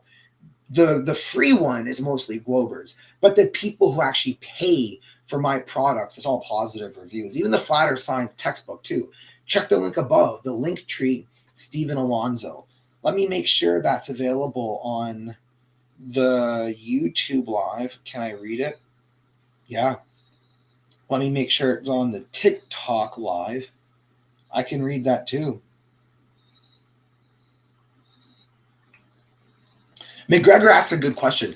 How can the firmament reflect the sun when the sun is 180 degrees away, but you can't see the actual sun?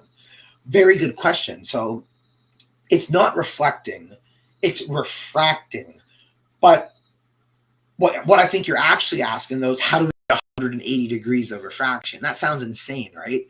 And you're absolutely right to question that. So with a single refractive index, let's say you're shining a laser through glass or plastic, it's impossible to get 180 degrees of refraction. This is just a known law of optics, and I'm not claiming otherwise. But when we have a gradient refractive index, the term in optical science is a GRIN. Search it up so you know that what I'm saying is not lying. And if you think I'm lying, join the stream. That's why I have this link here.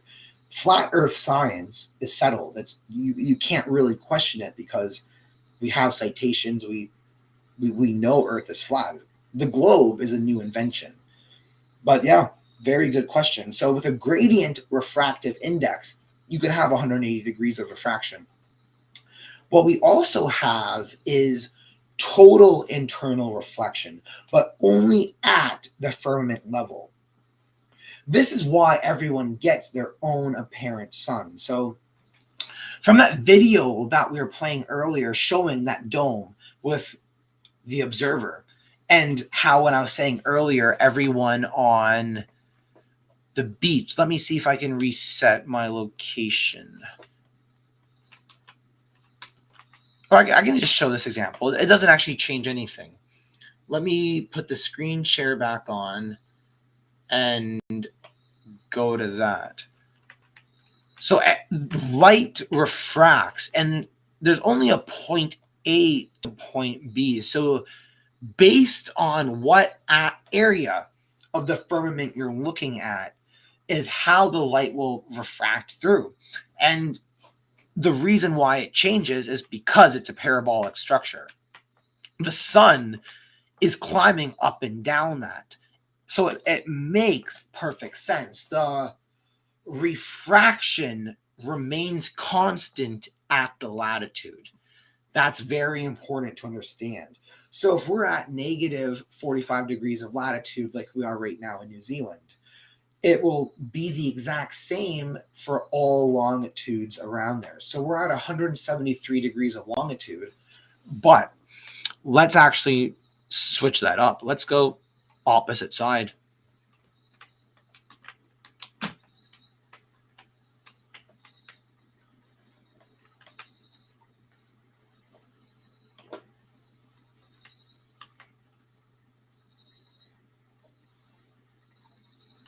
Where are we?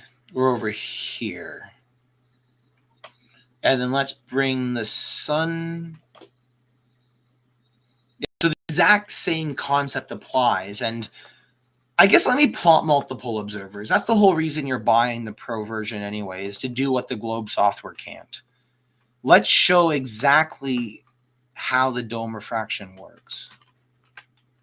Let's put this in full screen.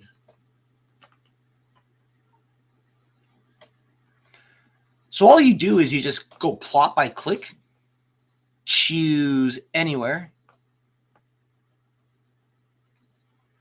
and boom. So that's how refraction works, and that's the observer optical properties of light that I was keep saying.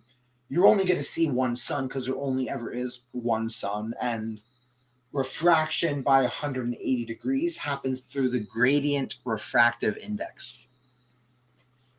So very good questions from the TikTok. Let me now head over to YouTube, see if there's any new comments.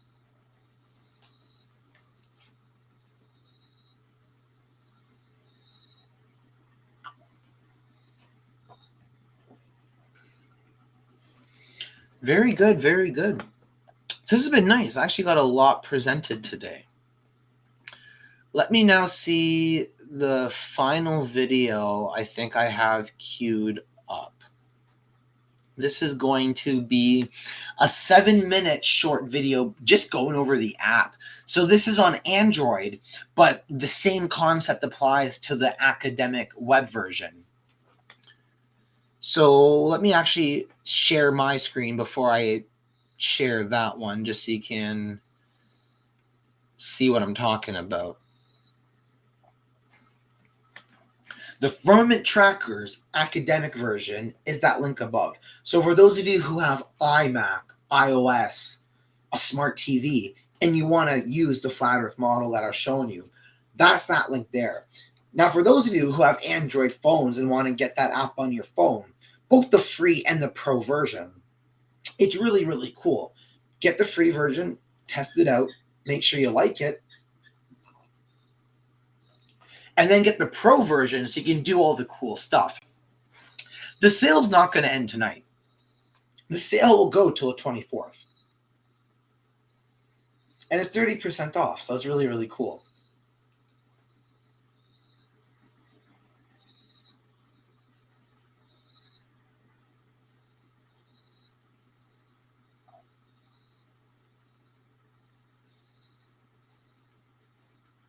Okay, everything from TikTok is now answered. Let me just see if there's any new stuff in the YouTube. And then if not, I'll play that 7-minute short video. Perfect. Let's go over that.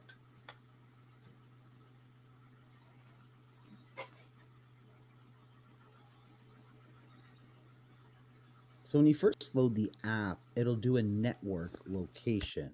So it knows that I'm in Belize. Now you can use these joysticks here to move around and then adjust your views, play around with all the settings. So you can see, I'm hoping the touch screen is showing you what I'm doing right now, and we can now adjust some of the time at the top. So see here how we're going through the days. I can touch all that stuff. I can click on the, hold on, let's turn on some of the astronomy stuff so I can see the sun. I know it's going to rise at 5:50, set at 5:20 p.m. So it's really cool. Everything's turned out really nice. Everything's performing really well. Graphics, top quality. The wandering stars and planets are real, and you can tap on them to see, okay, that's Mercury. So I know that Mercury will be kind of right behind the sun. You can have the planets menu. So right here, this is only going to show on the pro and academic versions, and it will show what's in your perspective right now. Now remember, not all the planets are visible, but it is important to start realizing that they rotate around us once every 24 hours above us on the firmament. You can see the angle of elevation from the horizon, and you can get your compass. That's what the azimuth means. That's your compass direction. So you can start seeing planets such as Mars that are visible in the sky because they're a lot closer than we've been told. The location autocomplete search is one of the pro features. So I can type in any location such as Turk and see what comes up, click on it, and go to there. So see how my location just completely adjusted like that. And then I can now adjust the time and see everything accurately from that perspective there. Search up any location you want. So Union Glacier Camp in Antarctica is a really cool example of a place that we can go to on the flat earth model and set our prediction. So you see how we are negative 80 latitude, negative 82 longitude. So I have no Wi-Fi, no data, and I'm going to load the app. It's important that you know this works offline. So you can take it with you camping to remote places and you'll still have the full set of features. That's awesome. So see, I'm still offline and we can move stuff around, adjust stuff. Everything still works perfectly fine.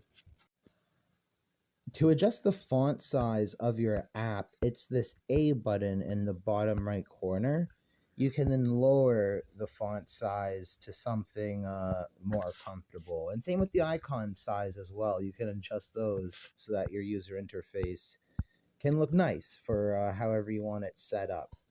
And then whenever you go to close, it will save this and then load it in the next time you start the app. Remember that the free version shows you the height of the sun. That's that button down here. So as we cycle through the months, we can see that the sun is going up and down the dome firmament. These are not numbers that I just made up. These are the actual calculations. You can even increase it day by day and see the small changes as the sun adjusts in altitude. So for people who have hypothesized that the sun is increasing and decreasing in altitude throughout the seasons, they are absolutely correct, and we can now prove it with this model. One touch will move your camera around, but two touches is how we can zoom in and zoom out. So let's do this and go out. See that? And then that's out, and then if we want to go in, it's like that. You notice that performance is slow. You can use this gear option down here to adjust the graphics level. So I'm going to go higher, which means it's actually going to lower it. So you see how stuff's becoming more and more blurry? So see how now it's very, very blurry. But that might be what you need. If you're on an older phone, I completely understand that. And that shouldn't stop you from being able to use this model. So if you are finding that the performance is slow, because remember, this is an astronomical model. There's a ton of calculations going on.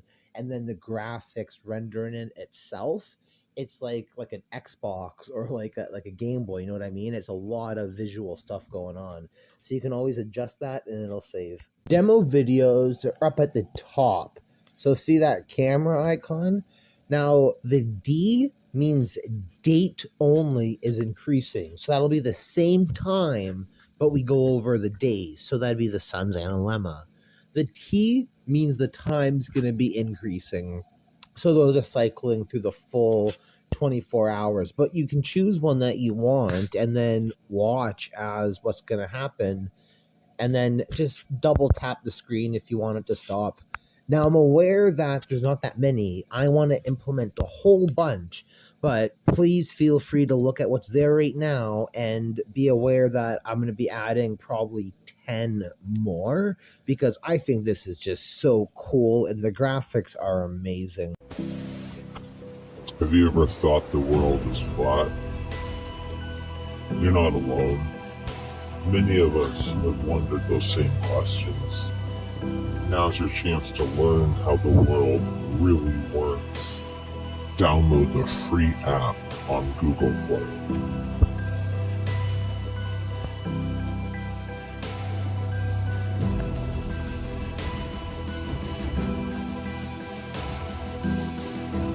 the coolest pro features is plotting multiple observers. That's this menu up here. So you can search for a location or plot by click. Let's see what happens if I type in Egypt.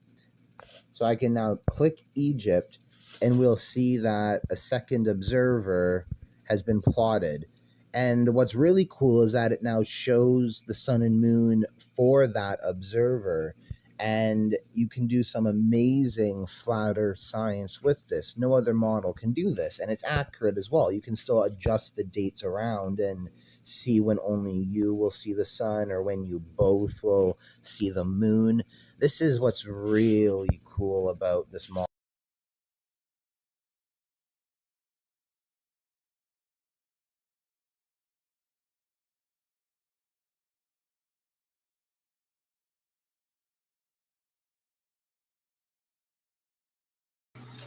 Awesome, awesome.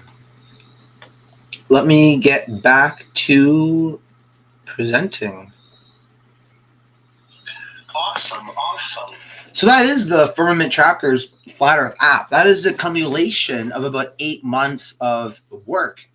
It was a fascinating project to do because I had to learn 3D modeling. And as a back-end developer for my normal professional experience, I don't do game design, I don't do 3D modeling. So this was a whole new experience for me. And the final result ended up being the most beautiful piece of software. So let's, yeah, am I sharing my screen? Cool, cool. Let me do one of the cycles. Let's cycle around high. That's a cool little view. Can we get into full screen? No, I think we're good. So let me just see, any TikTok?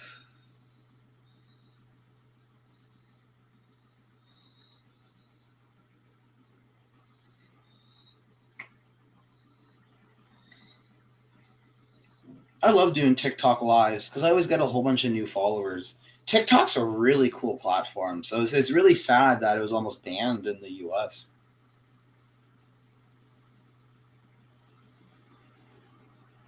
My Reality from TikTok says, what software did you use for the 3D modeling?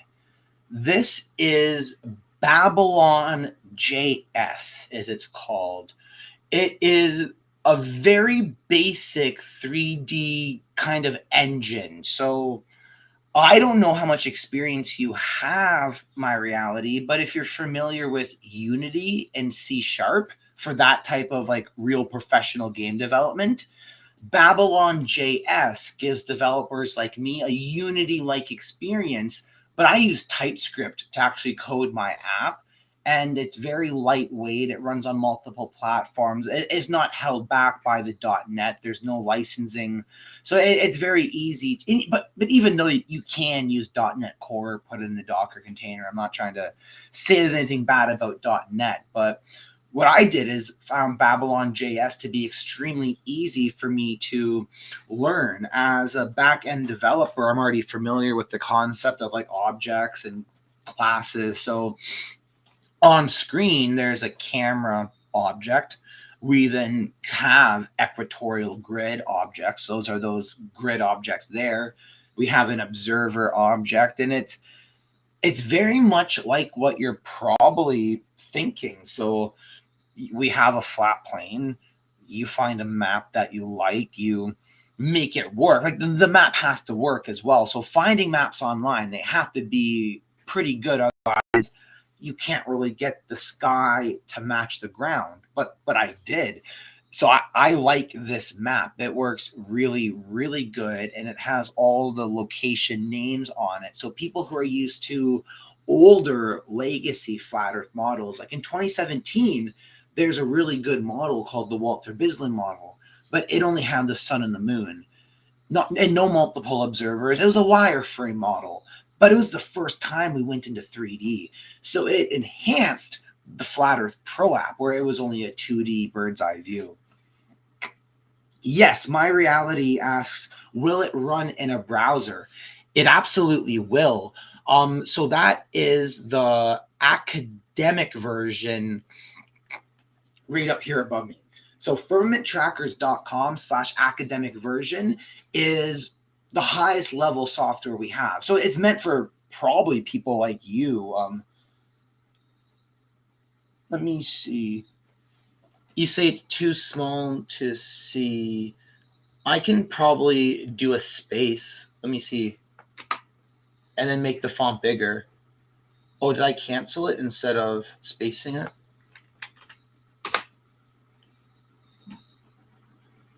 And then let me drag this bigger. So now you can probably see it. And if not, let me know. I can break it up word by word. Okay, perfect. So this is the version that works on it would be iMac, sorry, not iOS. iOS is the App Store.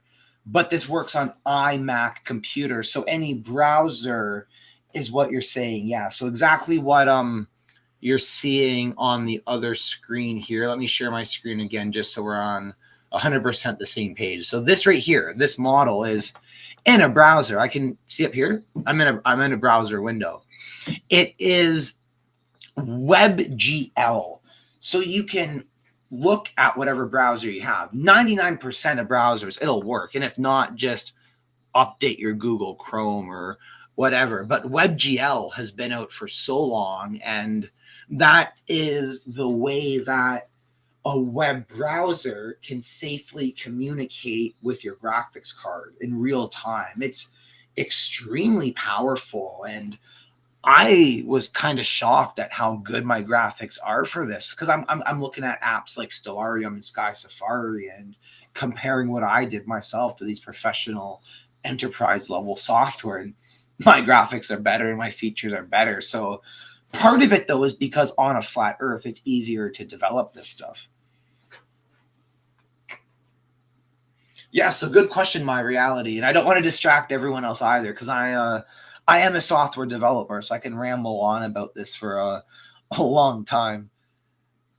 But coding it was so much fun, and I really enjoyed learning the 3D aspect of that. Coming from back-end development to doing this is so cool, because now I kind of have the inspiration to make more flat earth models. The vibes of Cosmos, Plasma Moon, that's something that a lot of people are familiar with, and I want to make that, because what if we can go past 90 degrees of south latitude? On the moon map you can, and I kind of want to put that into a model and see how that would work. So it's really, really cool. And I'm super excited to be able to develop these types of software and make it available to people. So just to go over again, the sale that we're having right now, the Pro version on Android. So everything I'm showing you on screen can also work on your Android phone. So if you have a tablet, I was even told some Chromebooks, like laptops, you can use the app, do all the same stuff I'm doing. I just don't like the small screen. So for me, as an academic researcher and content creator, I need this full screen here so that I can output in 4K. And there's so many cool features. So one really cool example is you can push the L key on your keyboard, and it outputs an 8K resolution snapshot of what you have on screen. And then even on my 4K monitor I have at home, that's double the size. So you can actually then zoom up, scroll around on it. It's insane. And if you're making 1080p YouTube videos, then it's really nice. You can zoom up right up close and get all around in there.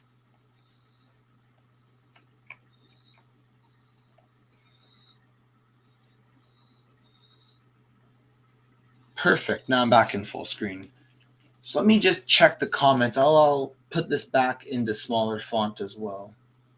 But yeah, so if you were interested in the Firmament Trackers academic version, I hope you got a screenshot of this. And I'm going to make it a little smaller.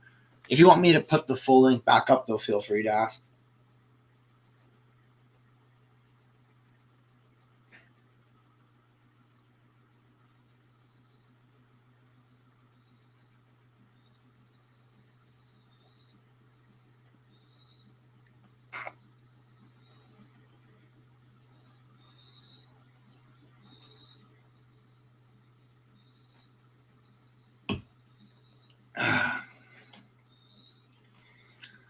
Awesome. Well, yeah, thank you all for tuning in. I've answered all the TikTok and all the YouTube questions and comments. If anyone else has any, feel free to ask. I'll be hanging around here for at least 5 more minutes. I only wanted to do a 2-hour stream, and we're now at 2 hours and 5 minutes, but thank you for all the excellent questions. I get excited talking about this because I think flat earth science really is the coolest thing that we can do right now. It's so cool. And then to have the software where we're plotting multiple observers, learning about eclipses, it's amazing. So on Google Play, Firmament Tracker's Flat Earth app, 30% off. It's normally $12, but it's only for $8 right now. It's amazing. And if you want any features, let me know. Talk to me. I am the developer. So I'm just going to review the Facebook messages, because if we have the Google Maps KML file, I'll upload that to the software.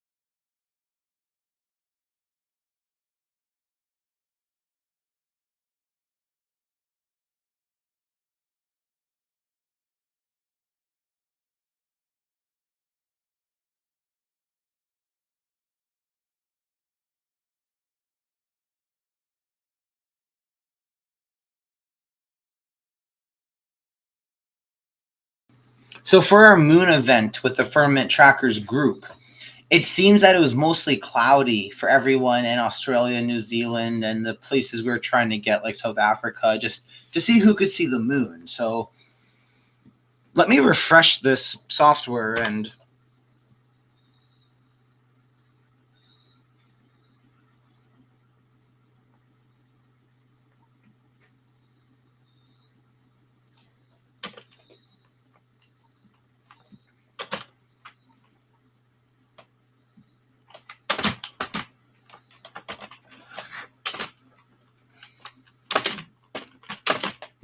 hold on. Let me refresh it again.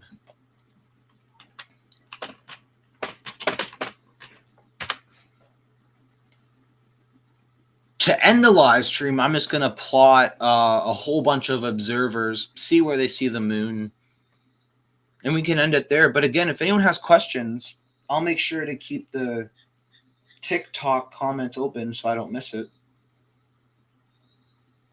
I'll make sure to keep the TikTok comments. Travis Blacketer asks, how important is it to you that you spread this message? If it's true, why are we paying for it? Another gatekeeper. So good question. So there's two things. So the reason you're paying for the Pro app is because Apple and Google charge me as a developer a lot of money, even if I want to make an app for free. So if you're financially struggling, the free app still lets you do a lot. And for those of you who are in third world countries, we automatically apply a 75% discount. So if you actually are struggling, like you might just be lying, you might be in North America and just don't want to spend $12. You'd rather have beer at the bar. That's fine. But if you're in India, you're going to only pay 75% of the price. But the real reason is that's just how the world works. Sadly, I want to make a free app, but Apple is forcing me to pay $99 a year. Google is forcing me to pay $25 a year, even though I want to give you a free app. So sadly, that's how the world works. The only alternative is communism. But if we had like a communist country, I wouldn't then be allowed to make a Flat Earth app. So thankfully, a lot of people in the Flat Earth community have good jobs. They can afford $12. And because of that, we have been able to expand the app, able to do stuff like the free courses at the Flat Earth University, do stuff like get iOS. Like I have Android. It doesn't benefit me to pay $99 to make a free app for iOS users when I have an Android. So that's why you're paying for it. If you want it, pay it. If you don't, you don't. But the conversion rate is about 6 to 8%, which is really, really good. So get the free app, see if you like it. If you don't, you don't. If you do, get the pro. If you don't like the free app, you're not going to like the pro app. So it's a very easy business model. And then no other astronomical software in the entire world can do 2 observers at once. Let me just go back here and show you. So it took me half a year to get this science in place. And let's put then the sun over here. Oh, this is actually going to be a really cool view. Oh, yeah. That's sexy. So no one can do that. You can't find any astronomical software that'll have multiple observers doing this. And for $20 for the web version, that's a really good deal. So the bottom line is someone has to develop this, and no one did. So go online, search Walter Bislin. It's from 2017. It's 7 years ago. So the last 3D flat Earth model that anyone gave the community was in 2017. And that's because no one wanted to pay him. So when you don't want to pay for premium products, you get the Walter Bislin flat Earth model. You know what? I'm going to pull it. Is it even easy enough to pull up? Let me see. Walter Bislin Journal of Geocentric Cosmology.org. Cool, it did come up. Yeah. So this is what you get. So when you don't want to pay for scientists to study flat Earth science, you get this from 7 years ago. And it's good, don't get me wrong. For someone to actually go this far and get the sun and the moon to be accurate, that's insane. But as you see, there's no like map. You can't actually use it for anything in real life. There's no planets. There's no stars, the Southern Cross. It's what you get for free. So I hope that answers your question. Because people wanted to pay me $12, I was able then to progress flat Earth science 7 years forward. And we ended up with one of the best flat Earth models that ever existed.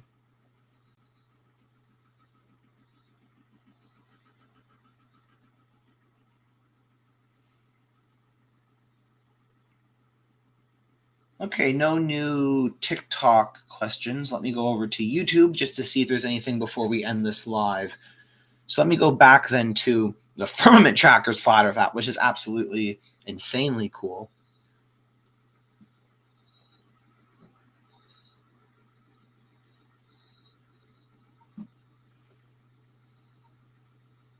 And yeah, anyone who wants the web-based version, so you can use it on any computer, 4K graphics, that's this link up here, firmamenttrackers.com/academic version.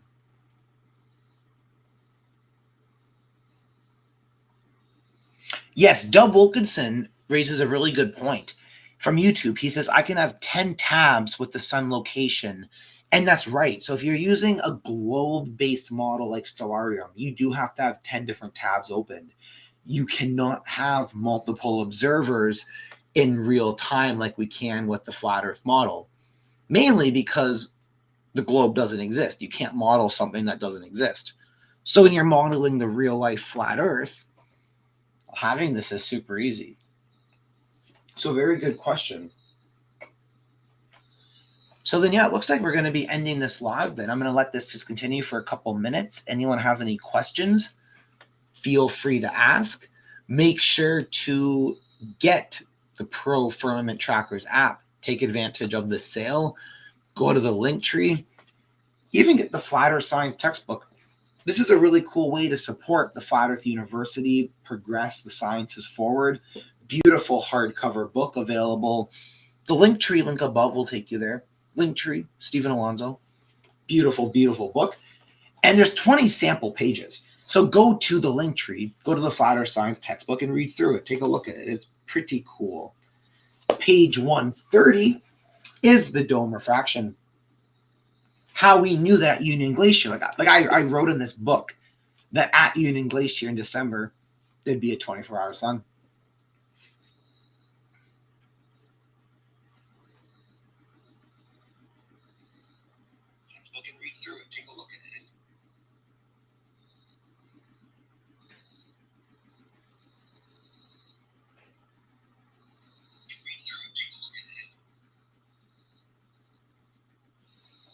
Old Lion from TikTok says, do you know about mega cryometers?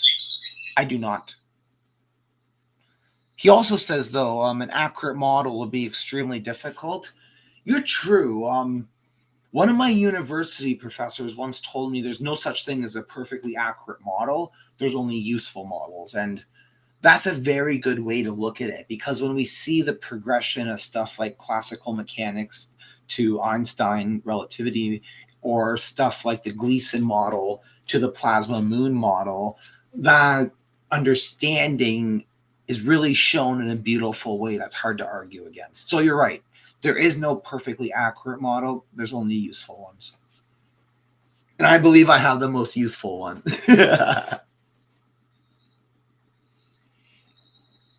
Old Lion says, how do we address the 24-hour sun?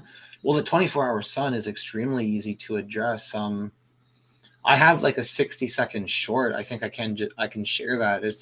It goes over what I call dome refraction. In my opinion, it's really obvious when you see what happens when light shines through a firmament. And then with my software, I made it very easy to see. So this video, the observer is 2 inside minutes, facing towards the firmament in the south direction will have an apparent south celestial pole form due to the dome gradient refraction and total internal reflection, a critical aspect of flat Earth science. South celestial pole form. Objects above us rotate around the firmament 15 degrees an hour, and if the celestial declination is aligned with the observer's latitude, the law of perspective allows objects to be visible for an entire 24 hours, which is one loop around the dome. When the observer changes longitudinal positions while still facing due south, we see the infinite apparent suns, with the rotation of the south celestial pole matching the orientation of the direction of the firmament they are looking at. If the observer was to now look behind him at the opposite side of the firmament, this orientation would be flipped by 180 degrees, just like what happens in real life, such as this example from New Zealand and Chile. When two observers at the same time are looking at the Southern Cross, the apparent location changes depending on what section of the firmament they are looking at. This is why using astronomical models such as the Firmament Trackers Flat Earth model that support multiple observers in real time is so important in understanding how the infinite apparent suns work, how perspective works, and how the world itself works. Globe models are limited to only support single observer first-person view. Upgrade from the globe and start doing some serious flat Earth research today.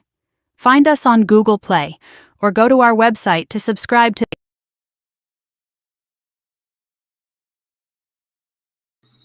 Yes, let me just pause it right here. This is a really good way to explain the 24-hour sun. This is a perfect demonstration of that dome refraction we were talking earlier. When light shines through a gradient refractive index, we get a 24-hour sun for an infinite observers at a certain latitude. So you see here how in the flat Earth model we have like 15 people plotted in real time. Globe models can't do that because you can't take the real life flat Earth and wrap it around a ball. So this view, imagine you have 15 tabs of Stellarium open.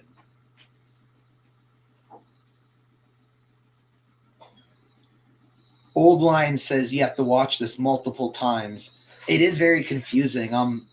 I have all these on my TikTok account. I'll play this though one more time before I end the stream for you all, because this video is pretty cool. It goes over everything. Let me go To right only here to the support single 24-hour observer sun first-person view. Upgrade from the globe and start doing some serious flat Earth research today. Find us on Google Play, or go to our website to subscribe to the iMac and Windows web-based version that works on all desktop and the. And then now let me just play this through again. So if there's no questions, I'll be ending the stream after this. TikTok has been really good, YouTube as well. Let me just see if there's any new questions there. No, you guys are all dying down as well. So you guys have a beautiful rest of your night. Observer inside facing towards the firmament in the south direction will have an apparent south celestial pole form due to the dome gradient refraction and total internal reflection, a critical aspect of flat Earth science. Objects above us rotate around the firmament 15 degrees an hour, and if the celestial declination is aligned with the observer's latitude, the law of perspective allows objects to be visible for an entire 24 hours, which is one loop around the dome. When the observer changes longitudinal positions while still facing due south, we see the infinite apparent suns, with the rotation of the south celestial pole matching the orientation of the direction of the firmament they are looking at. If the observer was to now look behind him at the opposite side of the firmament, this orientation would be flipped by 180 degrees, just like what happens in real life, such as this example from New Zealand and Chile.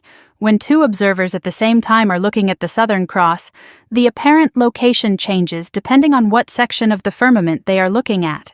This is why using astronomical models such as the Firmament Tracker's Flat Earth model that support multiple observers in real time is so important in understanding how the infinite apparent suns work, how perspective works, and how the world itself works. Globe models are limited to only support single observer first-person view. Upgrade from the globe and start doing some serious flat Earth research today. Find us on Google Play, or go to our website to subscribe to the iMac and Windows web-based version that works on all desktop and laptops.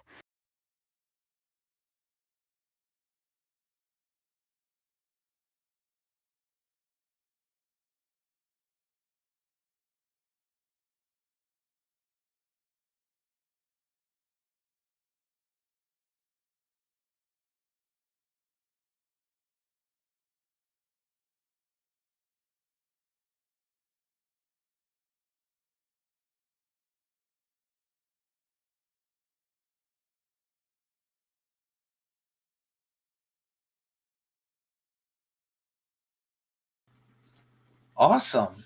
So thank you all for tuning in. It was a wonderful audience. Thank you all for the new people on TikTok who dropped by. Thank you all on YouTube who determined this. And thank you all on Facebook as well.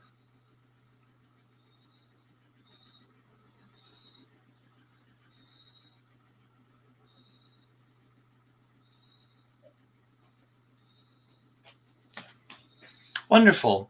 Take care.